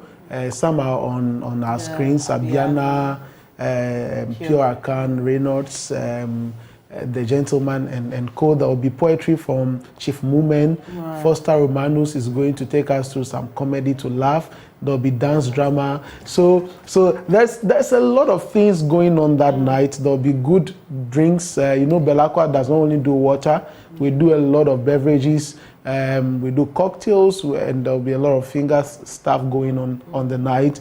We want to spend the time and learn how to take a break. There'll be therapists like Dr. Sedo here who will take us through what it means to take a break. What do you do? There are people who take us through yoga sessions, what to do. If you are in the office and you are really tired and you need 2 minutes to rejuvenate yourself, what do you do? Those will be very... salient tips and stuff. Exactly, that you feel so fresh, you feel so brand new, as though the day just started. And I mean, the corporate world, we need it a lot. So these are the things that will be going on. So from 6 p.m., Dr. Sedoya and his colleagues will be taking us through some screenings, some talk shows, some therapy. Then from 8 p.m. we'll start having the music and all the artists, and then they'll still intersperse it with a few minutes of tips and nuggets that we need for everyday life. So Thank you so much. Thank you so much, You're Belacqua, welcome. for doing this, and thank you, Doc, for making yourself available. We've said a lot, but there's a lot more to be done tonight at Alliance Française. Please come. If you have a friend who is depressed, bring them. Doc and his team are there. If you need a break, if you're having constant headaches, if you're stressed out, if you can't sleep well, please come and take a break. Okay, it's important because we need you to be mentally sound. So the venue is Alliance Française. Starts at 6 p.m. tonight. Thank you so much, Magnus Day. He's head of marketing at Blow Group of Companies, producers of Bell Aqua and Bell Products. Yes. And then Dr. Albert Sedo here is psychiatrist at the Kolebu Teaching Hospital. This has been my conversation about mental health. I think I need a break now. Thank you. We'll be back with more. You're welcome. Thank you.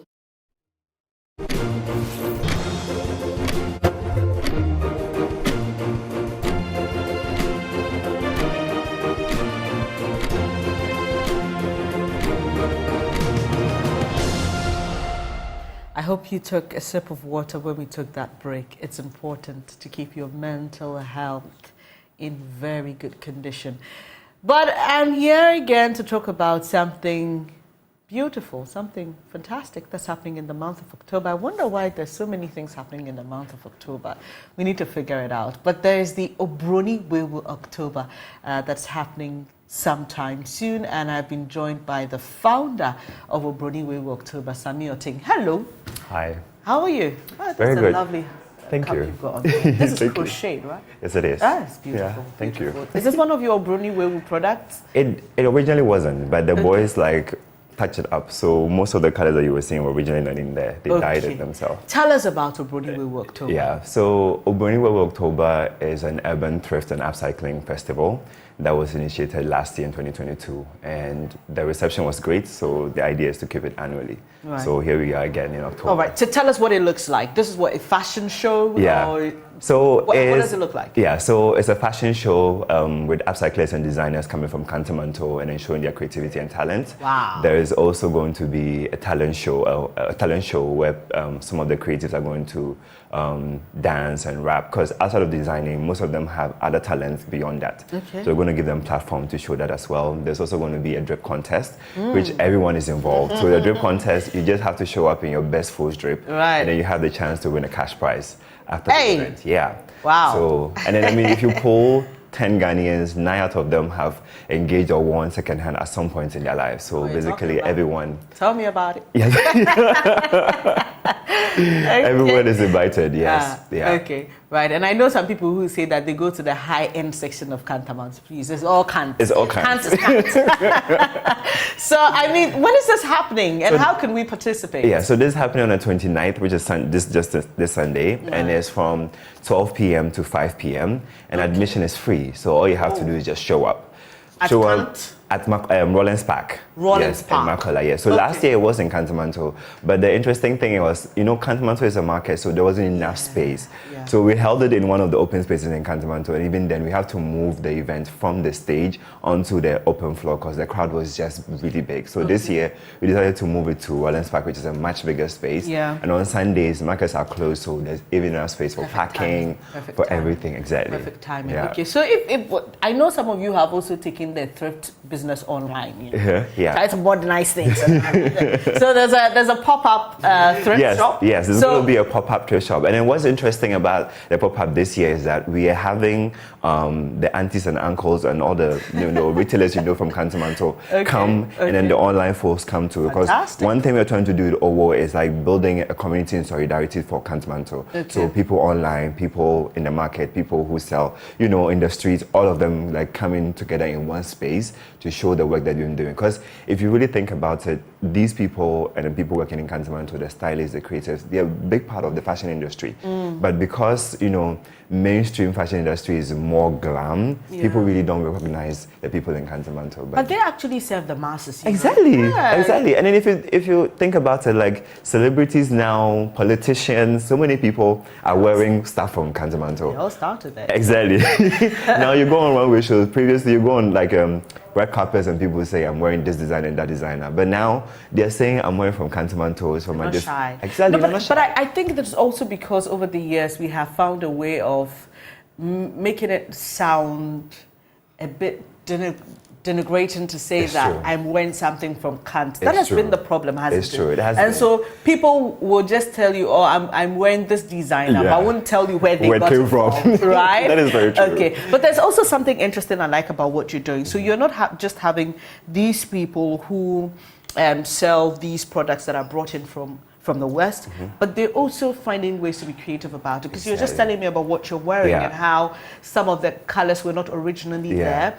But when they get a product that needs a bit of a touch here and there, then their creativity comes to bear. Tell us about that. That is very true. So I would like to just speak about like this year's theme for Ombonimo October is Adieye Resurrection. And Adieye Resurrection. And Adieye comes from Adieye. Okay. Exactly. And then they are the true pioneers of like upcycling as we know it today, because they will go around and mend people's outfits, when the waist is too big, they cinch it for you. Right. And then these boys, the language has evolved from Adieye to what we call upcycling now. So that's exactly what these boys are doing. And it's very interesting how they've graduated or elevated something that was very minimal and people didn't really appreciate, and now they're making something big out of it. So it's very interesting how most of these garments that will come in that would have ultimately end up on some beach or some like dump somewhere, these boys are able to they're able to transform them into something wearable.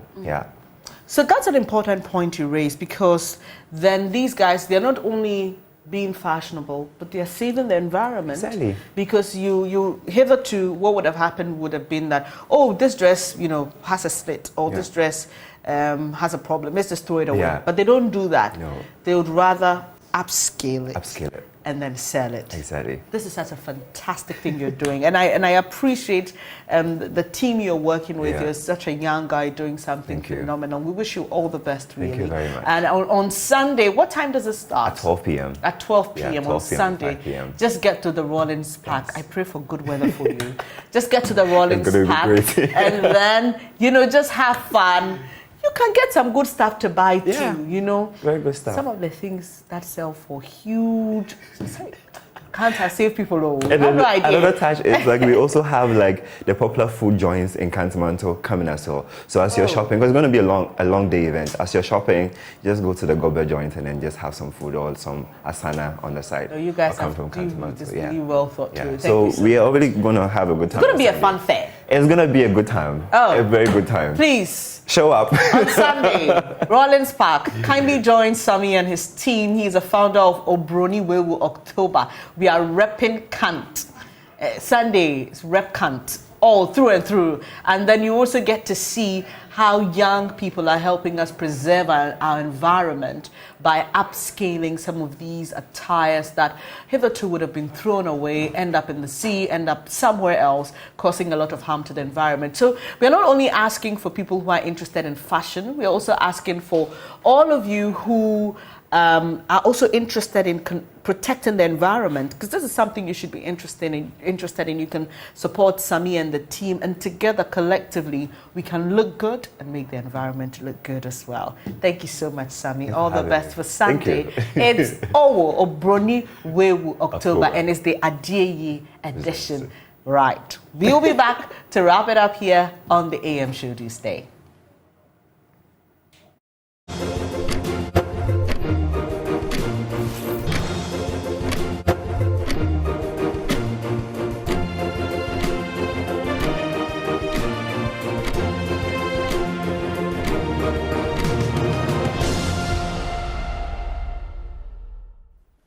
Thank you once again for staying on the AM show, and I just have to remind you that water is life. Awake is premium purified water treated through a strict purification process to ensure that every single bottle on the market refreshes you better. There's a perfect size for all purposes: 330 and 500 ml bottles to fit your pockets and bags, 750 for the heavy drinkers, and 1.5 liters for those who always want more. Our 19-liter jar bottles are ideal for homes and offices. Now, here's what you must do. Drink Awake Purified drinking water wherever you go. Choose a bottle of Awake Purified drinking water today and get quality hydration. Awake Purified drinking water, one for life. Now, remember, for every bottle you buy, an amount is donated to the National Cardiothoracic Center. It's another quality product by Casapreco Company Limited. Here's what to do if you want to purchase in bulk. Kindly call 026-235-1251, 026-235-1251. This advert is FDA approved, and it's time for me to say goodbye to you. And thank you so much. But before your favorite TV game show in Ghana, Step Up, is back with another amazing season. This time, you're stepping up with Syntex Tank. Step Up with Syntex Tank. We'll see contestants answer trivia questions to answer cash prizes between 400 and 600 cedis weekly, and also win other products from our sponsors. This season, you viewing at home should watch out for the Syntex Tank question of the week. Be the first to answer correctly via WhatsApp or SMS to the number 050-833-8888 and win incredible prizes from sponsors. The person who answers most of the weekly questions fastest gets a 65-inch Samsung television at the end of the season. Step Up with Syntex Tank, a unique television experience. Step Up with Syntex Tank is sponsored by Bell Eyes, MTN Momo, and Angel Cola. Now, no matter your water needs, Syntex Tank has it all. Syntex Tank is the first to introduce a double-layer tank, and now you can have as many layers as you want. Syntex Tank is first to introduce white inner layer tanks in Ghana.